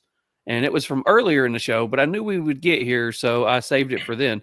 Lou wants to know, where is your lounge? So when we last talked, when we last were on a video together, you had literally just set up where you're sitting in right now. So Let's talk about the lounge. How'd that happen? So, this lounge was born out of frustration and irritation and is thus explained. My headquarters are right outside of Mercer, Pennsylvania. Address is 2027 Mercer West Middlesex Road in Mercer, PA. And I have a big white warehouse, and out in the front I have like an 8-foot La Vega Cigar Co. sign. About 2 months after I put that sign out there, somehow I ended up on Google, and I don't know how that is. But then again, if you Google my name, Aaron Paoletta, you'll find a bunch of shit that I didn't put up there. So how they get this is beyond me. I started getting phone calls, and the phone calls were like, "Are you still open? What time do you close today?" I'm like, I kept telling people, I am not a retailer. I'm a manufacturer. But in this area, nobody knows. They don't know what that is. So all the manufacturers are typically down in Florida, right? Well, I'm here because Mercer's my home. And even when I lived in Las Vegas, I was still a member of this community. I still talked about my home all the time because without this, I wouldn't be who I am today. So I had people, they started stopping by. So I have this rule, right? And tell me any other manufacturer that has this rule. I have a big bay door where I can get deliveries. If that bay door is open, stop and smoke. I don't care. I don't care what you're smoking. Bring a cigar, come into my warehouse. Let's have a cigar. Well, these people would stop and they'd be like, "Hey, can I buy cigars?" Now I'm looking at them as they walk through the front door, like, "What the fuck are you doing in my warehouse?" And they want to buy cigars. So I'm like, "Well, I'm not a retailer. I mean, I can sell you mine, but I don't have others." Most of them were like, "We don't care. We just want to buy cigars." Okay. So this went on and on and on. This past October, a few months ago, I had 5 people call me in one day. I had 2 people stop, and I called my wife and I said, "I am tired of these people stopping here and I have nothing to give them." So as a former hospitality person, this goes against what I believe. I need to be able to accommodate you. So I told her, I says, "One more motherfucker stops here or calls me, I'm building a lounge." A few minutes after that, this dude stops and buys 2 boxes of my cigars. We're done. I put a call out to a local Amish builder, and essentially he built a prefab building, and I went out, I met him, we drew it up on paper. I got my insurance involved and got everything ready to go. 3 days later, I get a phone call, which is November, no, what was it? October 29th. I get a phone call. November 1st, it's going to be delivered. I said, what? Like, I don't even have the spot cleared yet. November 1st, it's going to be delivered. Okay, what time? Between 1 and 2 p.m. All right, no problem. I'm on my way to the gym about 9:45 in the morning. I get a phone call. We're just loading your building up. It's on its way. Okay. I turn around. I go back. I start clearing stuff out, getting ready for it. Thankfully, it was a nice day. And within 20 minutes, they dropped it off. November 7th, we opened the doors. Me and a buddy of mine, Evan, we built the entire inside in 2.5 days. Dang. Wow. So when you walk in here, you're not seeing something that I ordered. You're literally walking into something that I built. From the floors to the walls to the trim to everything. Built it in 2.5 days and got it ready to go. My mom helped with picking out the floor. My wife chose the chairs. I mean, they had such an impact on how this whole thing was laid out. When you walk into La Vega Lounge, you're literally walking into what's in my heart. It doesn't matter if you come right off the farm. It doesn't matter if you're in a 3-piece suit. When you walk into this, I designed this to be an old school gentleman's lounge. I have beard products. I have my 3 lines of coffee. I've got 72 different facings that are sitting in 2 cabinet humidors that came from Casa Fuente in Las Vegas. I've got libations. I've got ports and sherries and whiskeys and bourbons. I sell umbrellas for the 3-piece suit gentlemen. I've got pipes that my brother hand carved and I bought them from him. Dude, I have everything in this lounge. This is an old school gentleman's lounge. Brother, next time I come to Pittsburgh, we're spending a day, man. I can't wait. Man, cigars are on me if you come up. Brother, I'm coming to visit you. It's next time it might be tight in May when I'm in Pennsylvania, but I can't miss another year not going to a Penguins game in Pittsburgh, so I'll be coming to see you, brother, for sure. I'm an hour and 15 minutes away from PPG Stadium. Okay. Close enough.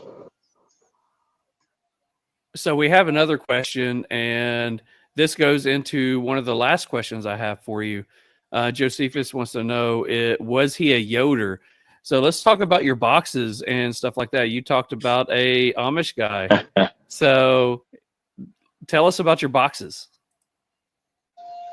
The boxes are actually made by so a lot of these companies, they order their cigar boxes from Honduras, from Dominican, from China, they get them from wherever. I'm a big supporter of local business. And right across the street from where my mom lives is a young Amish guy who has a small cabinet making business, but he also works for his brother who has a massive cabinet making business. And I was over there one day.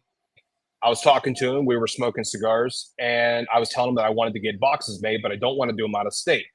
So Rudy Byler is his name. He actually makes all the boxes that my cigars are packed in. Now, the guy who built my lounge is actually a Yoder, which is why I started laughing, because he is actually a Yoder, and he's out in Sandy Lake, I believe. Yoder, Byler, and Peachy are about your top 3 Amish guys. Yeah. So the next question we have is, how much do you sell your brother's pipes for? I have 4 different ones left, and I would say right now, if it's something that you're interested in, 100% I will give you my direct contact. I would have to send you pictures of them. I have 4 of them left. They go for $100. But if there is something specific that you want, my brother will hand carve anything, and we can make that happen. Awesome. That's nice.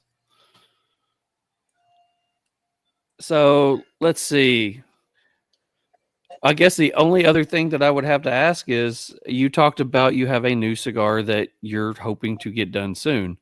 Not, of course, a shameless plug, but, when that one happens to come out, I would love for you to be willing to come on here and, show it off and let everybody know all about it on the podcast. But what are you looking forward to for the rest of this year? Because, I mean, we just started 2025. So what's up for La Vega in 2025? Well, the first thing that's coming up is February 4th. My new limited series comes out. Half Wheel just ran the write-up on it. So every year moving forward, I want to do a limited series. So because Tony Bellato is my mentor, him and Robert Caldwell did the Lost and Found. And Robert sold everything, and Tony sold his portion of Lost and Found when everything was sold. So I released a limited series in 2024. We called it the Nano, and I was actually sitting down at the Cigar Vault down in Bessemer. I was talking with Joey, who runs that place, and he knows I name everything in Italian.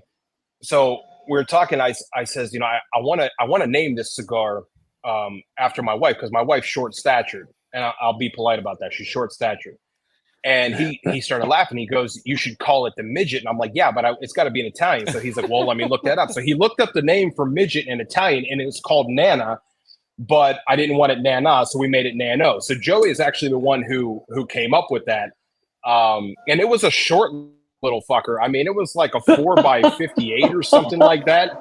But dude, but in it, just like my wife, just because it's small doesn't mean it doesn't pack a punch. And that thing was full body. So I had a lot of success with that cigar, and I wanted to continue on, paying respects to what Tony and Robert Caldwell did. So going through Tony, I was actually able to get the next one, which is coming out soon. It's a 6x60 box press. You can check out Half Wheel. They have the entire write-up on it, the breakdown. And I also have, so we call it the Il Seguito. Now, in Italian, the Seguito means the sequel. The trilogy I actually have in the warehouse for 2026. It's already here. So I'm already a couple years ahead with these limited series. But the whole premise behind it is February 4th, which is actually the day that I started my band. So as I said, everything I do has to have meaning to it. Every February 4th, the new limited series will release. And when they're gone, they're gone. And then the following February 4th, a new one will come out. So the Seguito is on cue to release here in a couple weeks. That's my Charles. How ironic is it that it's called the midget? Yeah, how ironic is that? we just on our HERF on Tuesday had a conversation about how midgets freak me out. So I had to do a story tonight about midgets, and here we are. So maybe I could skip my story for the night. Great. Now, there are a few left in circulation. I don't know which lounges have them. There's a lounge over in Tiffin, Ohio called The Social Cigar. He bought Nanos heavy. I think Tyler over at Living My Best Cigar Life in Moundsville, West Virginia, I think they might still have some. The only other place you can get them is obviously La Vega Lounge, because I have everything. So I have them in stock here, but they're on their way out the door, and the new one's coming in. That's awesome. So is there anything that we haven't hit on? Before we get into the hot box questions, is there anything that I'm trying to go through my brain and think about everything that we talked about before and things that we talked about tonight? Is there anything that we haven't hit on? I think we've pretty much done your entire life. I think we hit it. Yeah. The only other new thing that would be coming is the 2025 core line release, but I just don't have that down yet, but that will come in November. So February is limited series. November is new core line edition. And I just don't have that down yet, because I don't know who I'm going with to do that. I don't even know what the blend is going to be yet. Well, then we just need to get you back on at the end of the year so you can tell everybody all about it. I'd be more than happy to. Love it. Well, so at the end of every interview, we end up doing what we call the hot box questions. It's pretty much 10 random questions that we're going to ask you. You are more than welcome to go as in depth as you want to on an answer, or you can leave it as short as you would like, or you can just say pass. We always beg that you don't say pass, but if you choose to say pass, we will pass. You up for it? Okay. Yep. Let's do it. Mick always starts it off. We take turns on this one. So, Mick, lead it off. All right, brother. Favorite sports team? Steelers. All right. Cool. That was fast. Favorite cuss word? Hell yeah. Favorite what? Cuss word. Fuck. Hell There yeah. we go. Can be used. Right there It can be used with anything. It can. Oh, It's yeah. a sentence enhancer. It's a sentence enhancer. It's so great. All right. Aisle seat or window seat? Aisle seat. Okay. Question Okay. number 4. Favorite joke? Favorite This always joke? stumps people. Yeah. Favorite joke. What do you call a dog with no legs? It doesn't matter what you call it. He ain't coming anyway. Gotcha. Love that one. That I did not see that coming. No joke intended. Neither did the dog. Yeah, he definitely did. All right. Is cereal a soup? Is what? Is cereal a soup? I'm not sure I'm hearing you correctly. Say it one more time. Cereal, like breakfast cereal. Is cereal Okay. a soup? No. I knew with the culinary background he would say no. No, it's not. If you let it sit long enough, it could become a porridge, but it's not a soup. That's awesome. We're getting technical on the culinary side.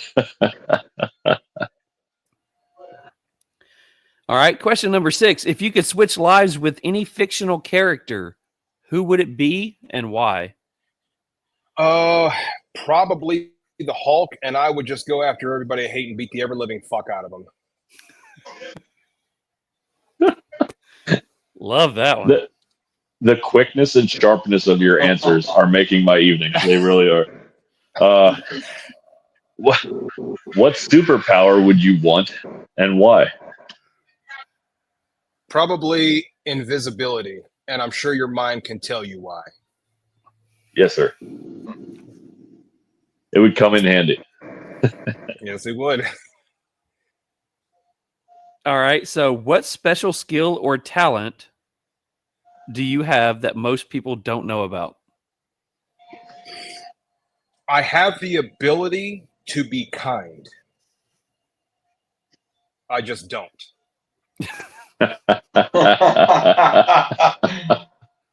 Oh, again, love it. I love these. Fuck it. These might be Outstanding. my favorite answers that we've had so far. All right, so here's a good one, but I'm not sure that you really have a boss. So, would you rather accidentally send a nude to your mom or your boss? My boss, because then he'd be jealous.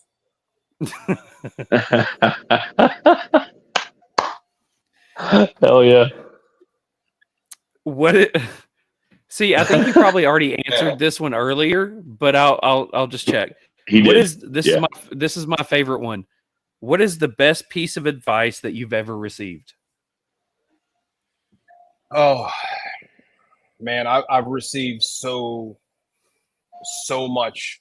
I think it would probably come back to my mom's, because it's the one that has been the most beneficial, because it was the most eye-opening.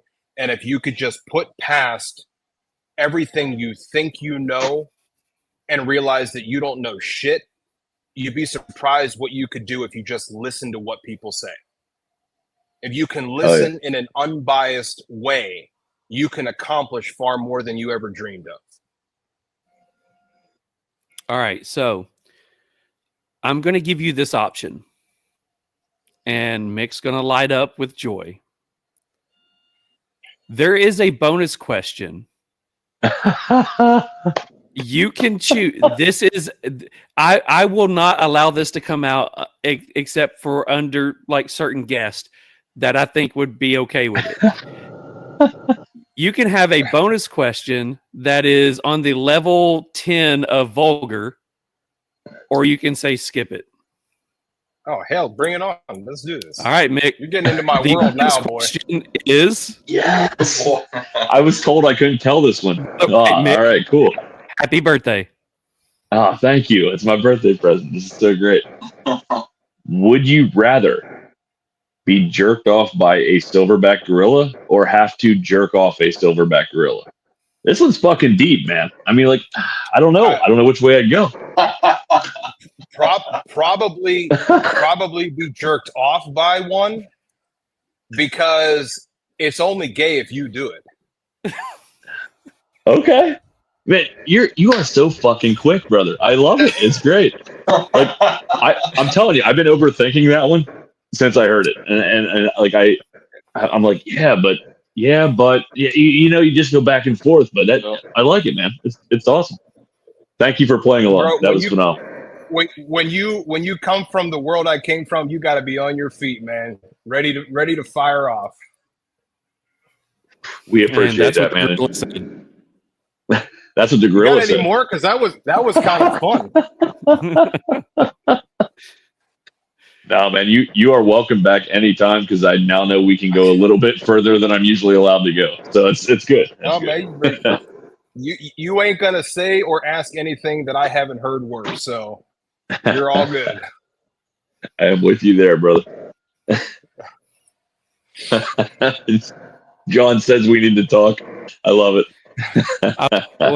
I will say this. There are certain guests that we have on that probably would not fly too well, but there are certain guests that would have fun with it. So it's going to be one of those ones where I'm just going to let Mick keep a little roster of just random off the shit kind of questions. And just every once in a while, when there's a certain person that I know can handle it, it'll be, hey, Mick, we'll give him a bonus question. I love it. It comes to what you said. It comes down to this. A lot of people nowadays are so consumed with their image and not wanting to offend anyone. And bro, I come from an area where we just don't give a fuck. Like I make Same it here. my point to make enemies with people because at the end of the day, you're either going to laugh your ass off or you're never going to talk to me again. Either way, I win. So it's just a no-brainer for me. I will say this: me and Charles, when we started this, Charles and I, sorry, terrible English. We said we would never go away from who we actually are and keeping this show real. Like we are going to be ourselves and we're going to have fun with it. And we're going to try to go down that rabbit hole with people we like in the industry and what have you. So thank you for playing along. This is who we are. And if people don't like it, I guess don't tune in. I mean, but I hope they continue to, but I mean, we're going to be who we are until the very end of this damn thing. So it is what it is. That's what this world needs, man. We just need to be real. I have nothing to hide. I don't expect you to have anything to hide. It's like when you start dating, right? And if you guys can think back that long, it's hard for me sometimes, but it's like when you start dating, you both try to put on the best face for each other while hiding the real you. And then a few months in, you start to shed who you really are, and then you have to start all over again. If you're just honest from the beginning, it's just way easier, and you're being true to yourself, and you're showing people that you're not trying to hide because, I don't want my image to suffer. Dude, I don't care about my image. This is who I am. You don't like it? We can revert back to the question of what is my favorite cuss word. I have 3 phrases that have worked so well for me over the years, and they are as follows: fuck it, fuck off, and fuck you. Done. That's just what it comes down to. Hell man. I love and respect humans as a whole. If you can't do the same thing, bye-bye. Yeah. That's what I've said since day one, man. I judge every human on this earth by character. Like if you're a good dude, I don't give a fuck what race, religion, color, I don't care any of that, ever. I will judge you on character and how you treat me and my family. And we will go forward from there. And like I said, man, we're just trying to keep it real and just have fun with this, and it's been a great response so far, and I don't plan to change anytime soon. So here we go. 100%. 100%. When me and Mick first started talking about this, it was one of the things that, how were we going to do this? And I said, we just got to be true to us. And that's what we've been, we recently got told that by somebody who's been doing this a whole lot longer than we have, but said, just be who you are. Don't try to be someone else. And it's one of the things that we were talking about recently. We have people that are on that are more down to earth, but we also have people that come on that, they may want a complete list of questions of what's going to go on. And we've got to pretty much tame down any of the questions, especially some of the hot box questions we've had to tame down because they've asked. So, and we've got some in the future that, that we're going to have to be not kid gloves, but, we're going to have to be a little more professional than what we're normally used to. I mean, we may trim back some of the language a little bit, but we're still going to be who we are. And it's when, that's when he brought out that question. It was like, you know what, we're going to put that in the background. We're going to keep it because there's not everybody who can handle that. And that's what's sad is there's not, it's a stupid ass question, but there's not a lot of people who can handle that question. So after tonight, it was like, okay, yeah, this is good. Well, it comes down to professionalism. Okay. I'm a professional in multiple ways, but I'm also a real person. And if the difference between me and other people is you may think it, I actually have the balls to say it. I also don't care if you don't want to cancel me or not smoke my cigar. I don't care, dude. I do this for fun. I'm having a blast living my life. I did not expect to make it past 30. The fact that I did, and I just celebrated 40, dude, I've been on this earth 10 years longer than I thought I was going to. The shit that I've seen in my life, like, you can't scare me, dude. I'm not worried about it. I just want to have fun. And if you can't have fun, like I used to tell people in the kitchen all the time, what's life without a little tomfuckery? It's not about it. So let's just have a good time. All right, Aaron, this one's for you. I'm going to let you read this one because with your background, this is all you, brother. Fuck is the salt of well-seasoned vocabulary.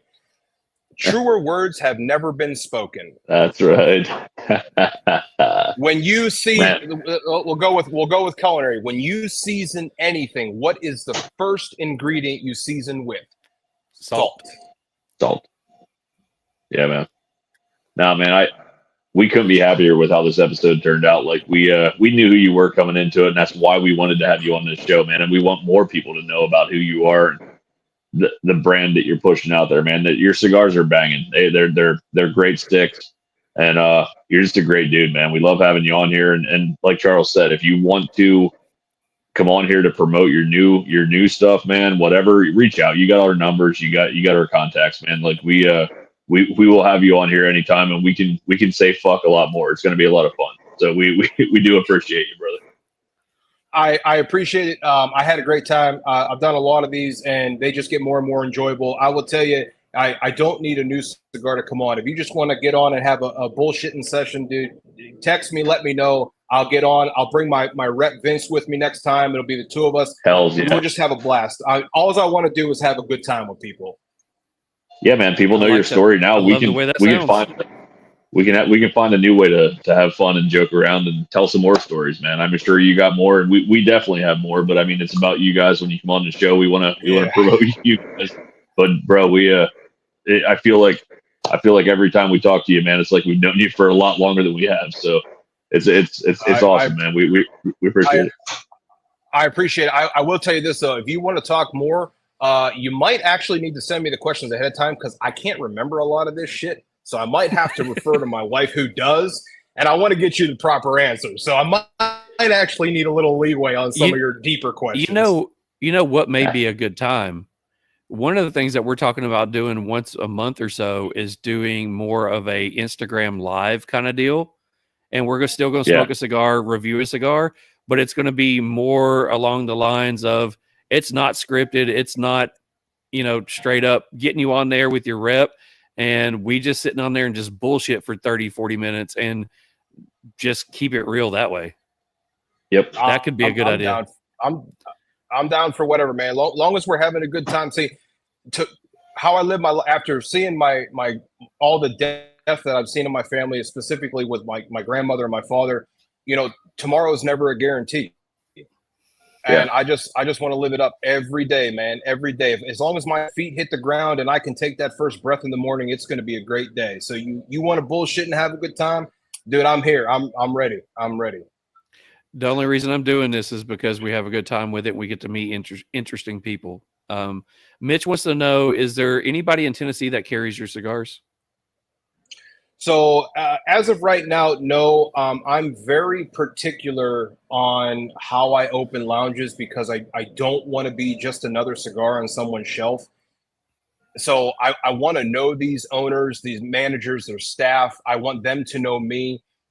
There's not one lounge owner that carries my cigars that I don't have their personal contact. There's not one that I can't reach out to right now and just be like, hey, how are you doing? Like I never call because I just did my round of calling 2 days ago. I don't call them to put in an order. If they want to put in an order, they'll call me.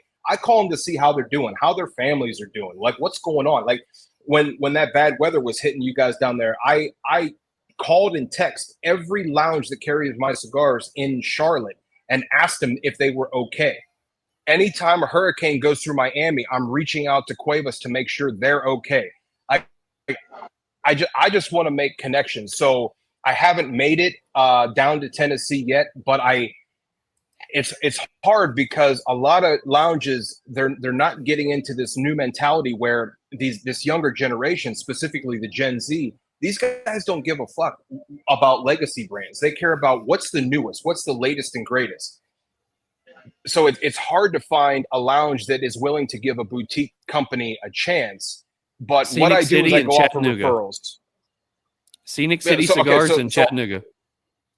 Yeah. So how I tell people that ask from different states, I make it simple. Go to whatever lounge that you like to go to, that you know the owner or the managers. Tell him I'll get to him in a second. Go to those lounges and say that you want to at least get some to try, right? Because I'll work out a deal with that lounge to get a few boxes in there just so they can try them. Have them call me. I will work out a deal. If they like the cigars and they want to carry them full time, I'm on the first plane out to meet with them face to face. And every lounge that has carried my cigars, I have sit and smoked with personally. So if you want them, tell your lounge, have them call me. We'll work something out. I'll come down. I'll let you know when I'm coming. Come in. Let's all smoke together and just because I'm about the relationship. I don't want to just sell cigars. I want. There's two M's, okay? There's money and memories. I'm about making memories. Money will come. If we can't make a memory, we have nothing. Yeah, man. I'll speaking of M's, I will personally invite you to Memphis too if you're wanting to get down this way. So I'll talk to the owner here. I'm sitting here in a lounge tonight. Hopefully we can get you in here, man, because I'd like to walk in here and be able to buy one of your sticks. So I'll talk to him. I'll have him reach out, and yeah, man, it's I think you got something going. You're going after it the right way, man. I would definitely appreciate that. I definitely appreciate that, and the support, and especially all of your viewers. I mean, you guys are the reasons that I continue to do what I do. It's that kind of love for the industry. We all share that. We all share that love for this industry. We love the leaf. And if not, slipperyrockcigars.com. He will send them anywhere. He's set up to do that. At least you have a chance to get them. But yeah, definitely tell your local lounges, and we'll work something out. To tell you what lounge in Charlotte. So there's 6 lounges in Charlotte. Both tailored smokes, aroma cigars, smoke and barrel, sticks and beans. Tailored smoke and barrel, sticks and beans, aroma. I think that's it. Yeah, 2 different tailored. So one in tailored in Concord, tailored in Uptown. Oh, the vintage in Uptown. Aroma on the south side, sticks and beans in Mount Holly. Smoke and barrel in Mount Holly, and sticks and beans up in North Lake. Those are the 6 lounges in Charlotte. Awesome. All right. So before we put a bow on this one, we do have one more thing we got to do. We do got to do a drawing. Everybody, this is your last chance. You have, by the time that I actually roll this thing, to go ahead and type in hashtag RealSmoke in the comments on YouTube. So let's go ahead and let's see. Present. Share screen.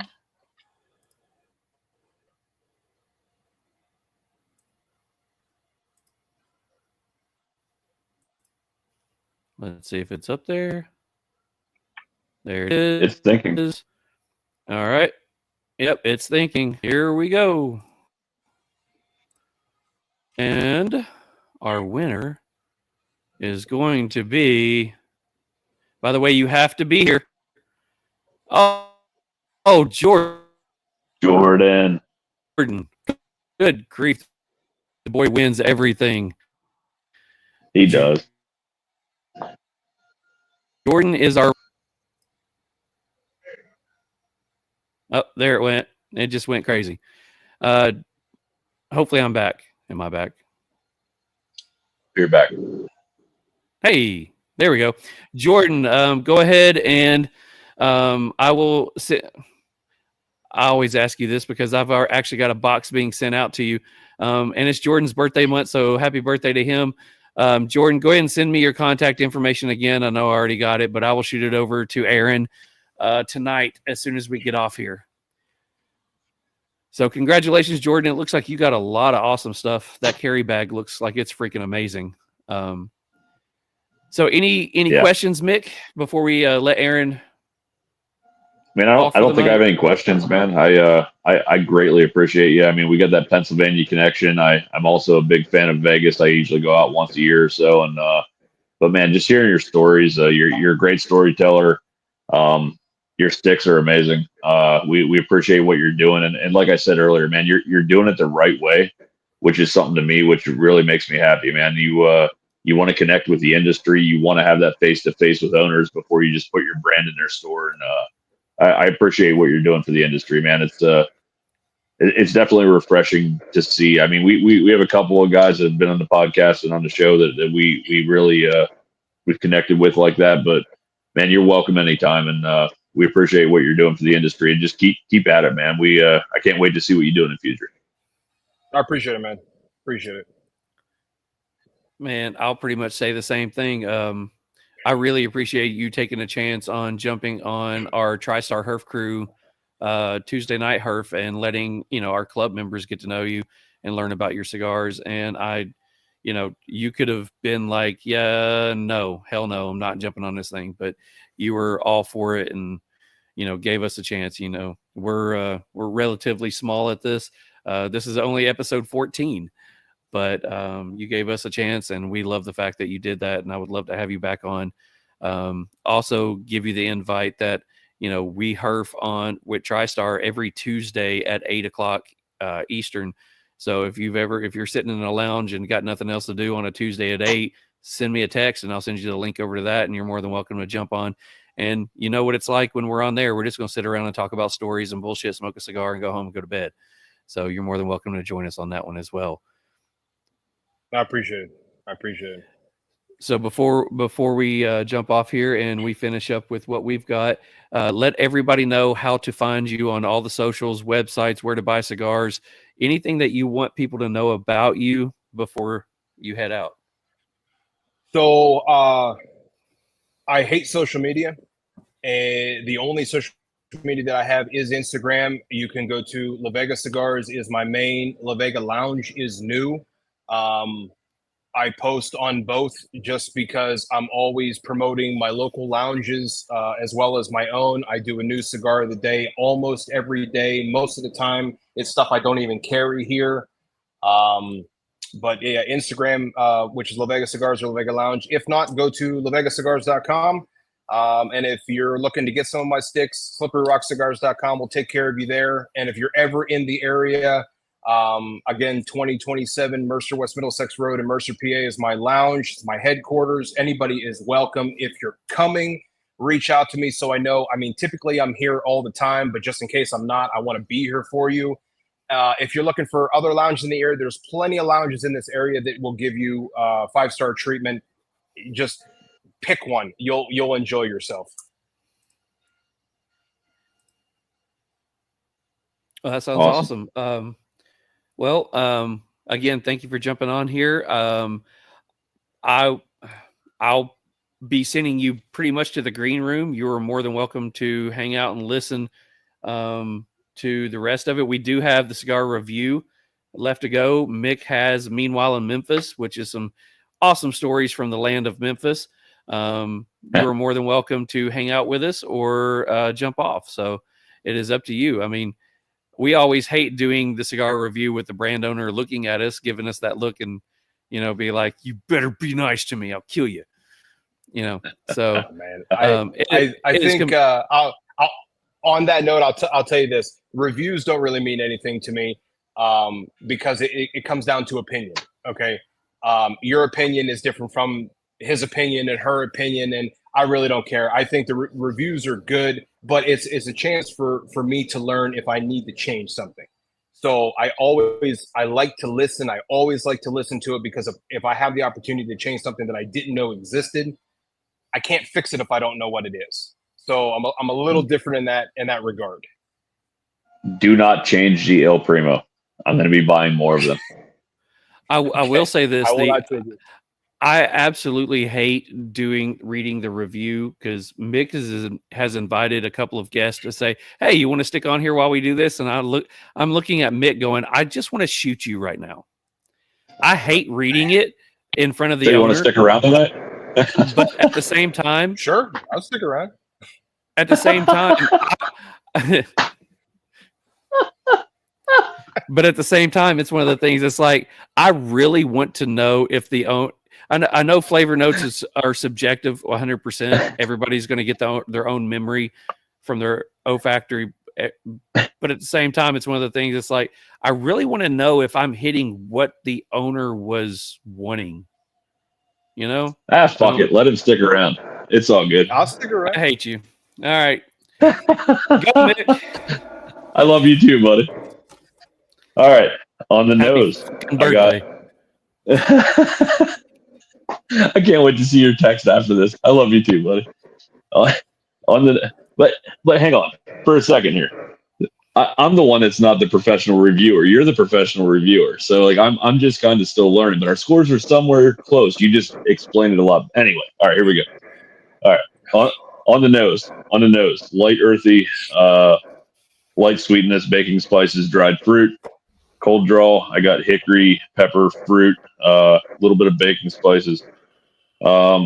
First third, I got light red pepper on the retro, black pepper, a little bit of caramel, some dark chocolate, light citrus. Second third, more of the dark chocolate, light citrus, baking spices, maybe some cashew. Final third, I got it's a little bit woodsy, but I still got the dark chocolate coming through. Light caramel, cashew, dried fruit. Overall, it was a little wavy, no touch-ups. I literally burnt my fingers trying to keep this thing smoking. It was outstanding. And I will say this before I give you my score. I would put this up there close with my two favorite cigars of 2024, which were the Brownie Trout and the Red Meat Lovers. It hit that same notes for me. It was outstanding. I will go into my scores. On the pre-light experience, I gave it a 13 out of 15. On the flavor, I gave it 23 out of 25. On the smoking characteristics, I gave it a 23 out of 25. Overall impression, I gave it a 33 out of 35, and that gives it a total of 92.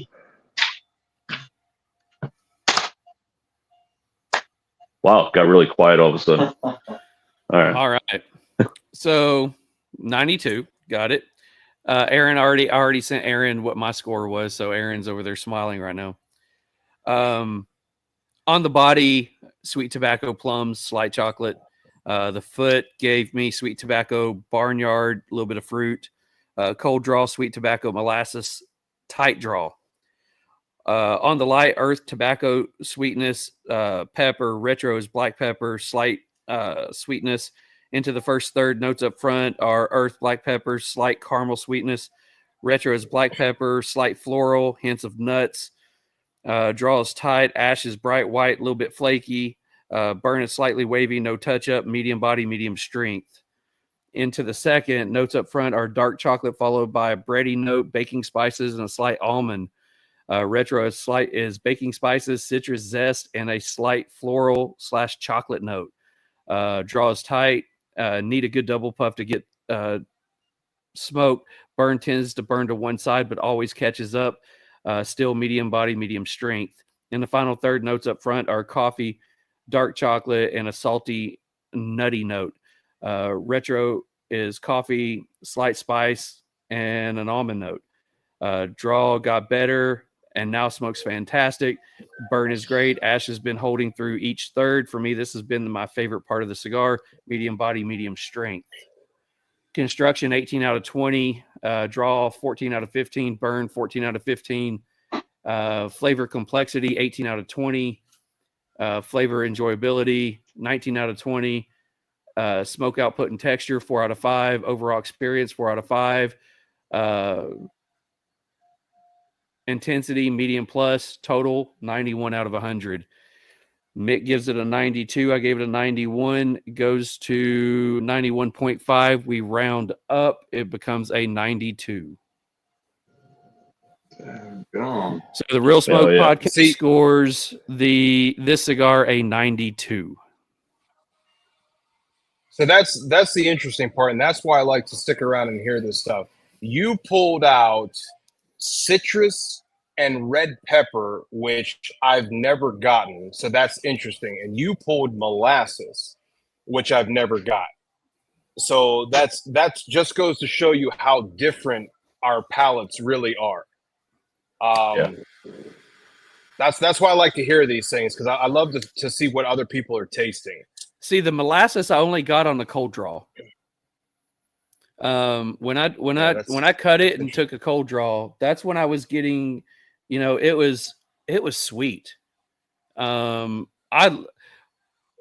that there's two notes that I get on a cold draw or when I'm smelling the cigar that I get excited. If I take a pull off of one and I'm getting a heavy sweet tobacco and I'm getting a molasses note, I know I'm going to like it. If I'm smelling it and I'm smelling barn, I raise horses. I've got horses out here. If I smell my horse barn, I know I'm going to like it. It's just something that every time I pick up those two things, I know I'm going to like the cigar. And I got both of those. I got the molasses off the cold draw, and I got that barnyard off of the smelling the foot of the cigar. Yeah, so that's interesting. Yeah, for me, I love to hear what people get out of that. That's the citrus really blew me away, because the Secundo is actually one that you'll get the citrus on, and that's because of the Dominican Olor binder will give you that little bit of citrus. But the fact that you pulled it out of that's insane. That's what I was smoking tonight. I didn't get the citrus out of this one tonight. See, that's wow. that's why I love this, because that just shows the difference. Yeah, I don't know what it is about when you get that chocolate and nuttiness to it, and it's just that perfect. I mean, it's probably the San Andreas, but it was unbelievable. Like it was. I smoked all 4 of your cigars that you had sent us, whatever. But I will be buying more of the El Primo. I mean, I'd buy all of them, to be honest with you. But the El Primo for me hit my wheelhouse 100%. That was outstanding, man. I will be buying more. That's my favorite. Yeah, absolutely awesome. Nice. What is the orange one? Orange one doesn't exist. You mean the red one? Oh, red one. Okay, I'm sorry. That's the Terzo. Okay, the Terzo. The Primo is my favorite. The Terzo second. The Segundo would be my third, and then the Connecticut would be my fourth. I enjoyed them all. I think we were actually texting when I was smoking the Connecticut, and I enjoyed the Connecticut, and I don't like Connecticut's. So I am smoking that tonight. It's my first Connecticut in years, and I actually enjoyed it. This is what I finished up after I had the El Primo, and it's a banger too. It's not, but I'm telling you, the El Primo hits every note for me. It's right up there with probably my top 5 for sure for last year, because I know it's early in 2025. But it's a great smoke, man. I'll be buying some more of this from you for sure. Nice. Charles is colorblind. No, my son is, but I was just going off of what I remember that the cigar was back in November. It's been a while since we smoked that cigar. So Mick, I know you have Meanwhile in Memphis. Aaron, Meanwhile in Memphis is a segment that where Mick lives in Memphis. So he literally pulls stupid news articles that relates to Memphis. And since you guys are Philly guy or Pennsylvania boys, I'm going to let you both just chill out on this one and just have fun with it, because I'm pretty sure you're both going to look at this and go, what the fuck is he living in? So have fun with it. By the way, this next segment is Meanwhile in Memphis, brought to you by TriStar Herf Crew. If you're looking for a cigar club that is all about family and not about a bunch of bullshit, check out TriStarHerfCrew.com or look us up on Instagram at TriStar Herf Crew. Come hang out with us, have a cigar with us, learn to be family, and learn to leave bullshit behind. How's that for an ad for that one? Phenomenal. No bullshit needed. All right, Meanwhile in Memphis. All right, so I just got like 3 pretty quick ones tonight. In Fraser, always a great area of Memphis. Manager allegedly shoots man during shoplifting. Suspect claims he's innocent. So in Memphis, Tennessee, Fraser, one man was arrested and a warrant was issued for another after a robbery at a Fraser grocery store led to a shooting on Friday. The MPD, Memphis Police Department, responded to a call at Gordon's Food and Butcher Shop on Thomas Street, where a manager told police that 3 men walked out of the grocery store with a full cart of groceries. He said he followed the men outside, grabbed the grocery cart, and tried to take the stolen merchandise as the suspects entered a van. Reports say a man identified as, I don't do names on here because I'm going to get my tires slashed, then got out of the van with a handgun, fired a shot in the air, and threatened to kill the store manager. The victim reportedly fell to the ground, and then he pulled out his own gun and pointed it at him and shot at the suspect. What the fuck? Another suspect tried to take the victim's gun, but police say the victim was unable to fight him off. The suspects then fled the area in the van. The cart full of stolen food was recovered, containing just under $200 worth of merchandise. Shortly after officers responded to the shooting, they found the guy who had been shot. So apparently the owner did get a good shot off and got the guy. He was taken to Regional 1 in critical condition. The other guy was also found at the scene and taken into custody, the one that was walking out with the grocery cart. He allegedly admitted to entering the business with his brother and a friend to shoplift. They specifically went there to shoplift. And then was involved in a physical altercation with the victim outside the store. Reports say he also admitted to trying to take the victim's gun. All right, we're almost done with this one. Hang on. If I'm getting paid. So, all right, I'm just going to proofread this and just give you the whole thing. So, the grocery store owner who shot the guy, he said that they were just trying to steal what was going on, blah, blah, blah. The guy that got shot said he's completely innocent because the 2 guys he dropped off, he did not know was going in there to steal. He thought they were just going in there to buy stuff. And then he overreacted and pulled the gun out and then got shot. So he's completely innocent. So he's fighting the case. It's due to go to court next Tuesday. Yeah. Emotional damage.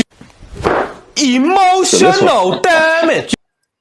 This one I second guessed myself on putting in here. It's a really short one. So, but the ending is worth sticking around for. Body found inside burning car in northeast Memphis. A body was found inside a vehicle that had burst into flames on Sunday night in northeast Memphis. Police say it happened just after 9 p.m.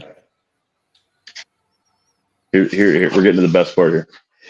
Police say officers responded to a car fire near Berkshire Avenue and Davis Circle and found someone inside the vehicle. Here's the best part. You ready? It was unclear if the victim had died in the fire or if they were already dead beforehand. That's it for the story. Memphis, man. That's where they stop? That's it. That's the end of the story. There's just a dead dude in a car that's been burnt down. We're not even going to care, but we don't know if he was dead before or after. We just know his ass is dead. So Nobody knows. Let's move on. Yeah. So my last one, it's not even really a story. But I was told I had to have a midget story for tonight. So Dang it, Bobby. Dang it, Bobby. Dang it, Bobby. so this coming Wednesday, January 22nd, there is midget wrestling at the Rooster Inn in downtown Memphis. At Roosters, downtown Memphis, on Wednesday, January 22nd. Extreme midget wrestling. This is an 18+ event, and it costs $20 to get in. So there's extreme midget wrestling in Roosters in downtown Memphis. Yeah. I got one decent one. If you want to add on. Do you want one decent one from Devin, or are we calling it? Devin's trying to get in on this. Devin. Aaron's over here shaking his head going, what the fuck is this? I honestly, with the exception of the last one, I would say you were talking about LA, to be honest with you. Really? So I don't know why that reminds me of LA. Would be the one where the car was burnt down. Or is that outside LA? That's LA. So, officers investigating the theft of a stolen Toyota 4Runner stumbled upon 5 other stolen cars at a Memphis shop. Apparently, they received a tip. A stolen Toyota was at the store. They visited the store and met the mechanic, who was actively working on the vehicle inside the garage. They got the permission to check it. Long story short, they found out it was stolen, and when they were searching that vehicle, I won't say the name, like he said, the person who was responsible for these stolen cars, female, walked onto the scene, identified herself as the co-owner of the business, gave the officers a fake title for a 2021 Dodge Charger, basically saying, hey, here's the title for a Dodge Charger. Y'all want to look at this? According to the affidavit, she had told police that we run a legitimate business and all vehicles at the property were legitimate. Police also were told that all vehicles were bought from an auction. Long story short, they found out after they were told and tried to get sold another car that every single one of these vehicles were the ones they were looking for. So I just thought that's funny. Like, imagine walking up the thing and it's like, oh, here's a car. That's 100% like the storyline behind Gone in 60 Seconds, isn't it? It is. I think it is. So, I thought that was funny. Oh, Lord. All right. Well, I will say this.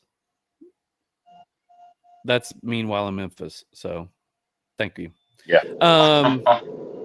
I've got nothing else to say on that one. Memphis is becoming the place that Memphis is Tennessee's version of Florida Man.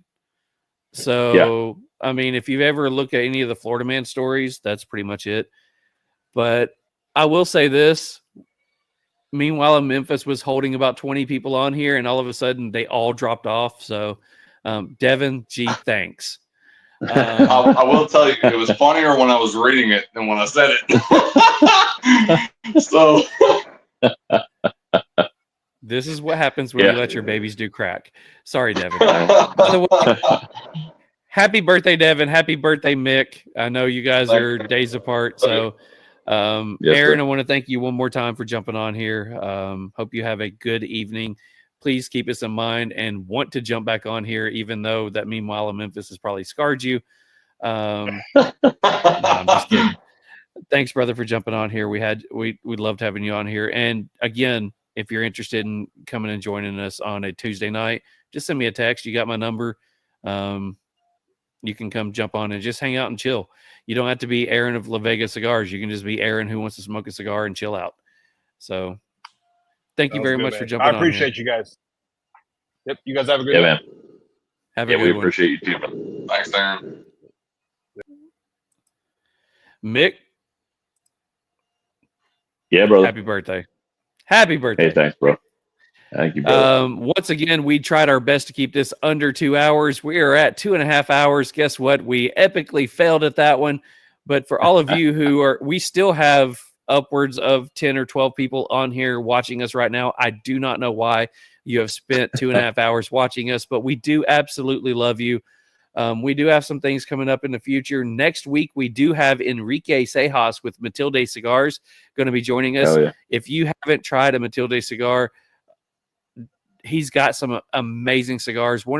Literally the first Connecticut I actually liked was one of his.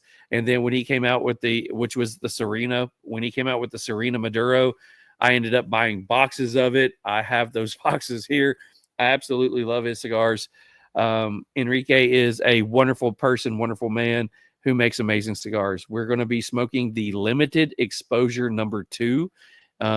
If you're wondering which limited exposure that is the purple band.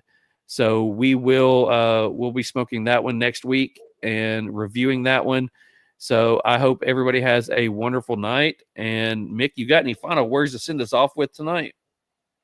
Wait. Final words. We've already been on here for 2.5 hours. Hey, Devin, do you have any final words to send us off for the night? Not really. Besides, I think I butchered the the Meanwhile in Memphis, but He ruined my segment. It's been a great podcast, and I couldn't expect a better birthday way to spend my day with. So thank you guys for everything y'all do.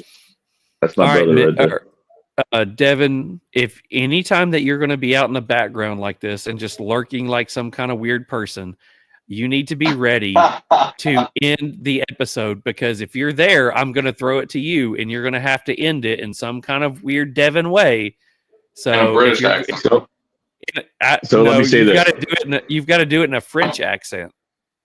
All right. So I'm giving my tagline that I forget every week. If anyone's actually still listening to this, take time this week to smoke a cigar with someone you love. And that's my tagline. I'm going to continue to try to remember to use that. And now Devin can do something in a weird accent, and we can shut this damn thing off. But Charles, love you, man.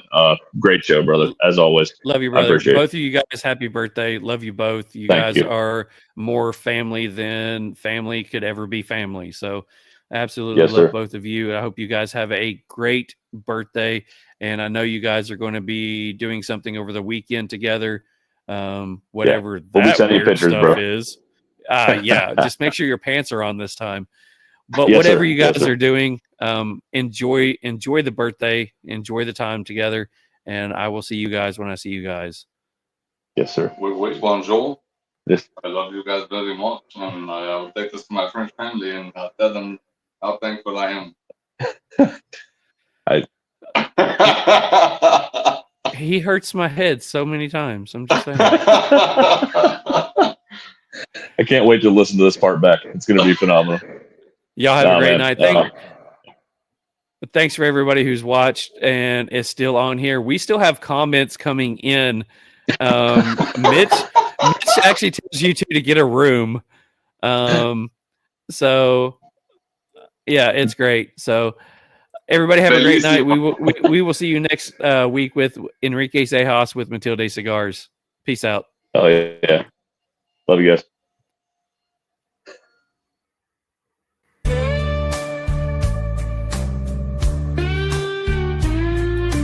Mick and Charles with the firelight glow,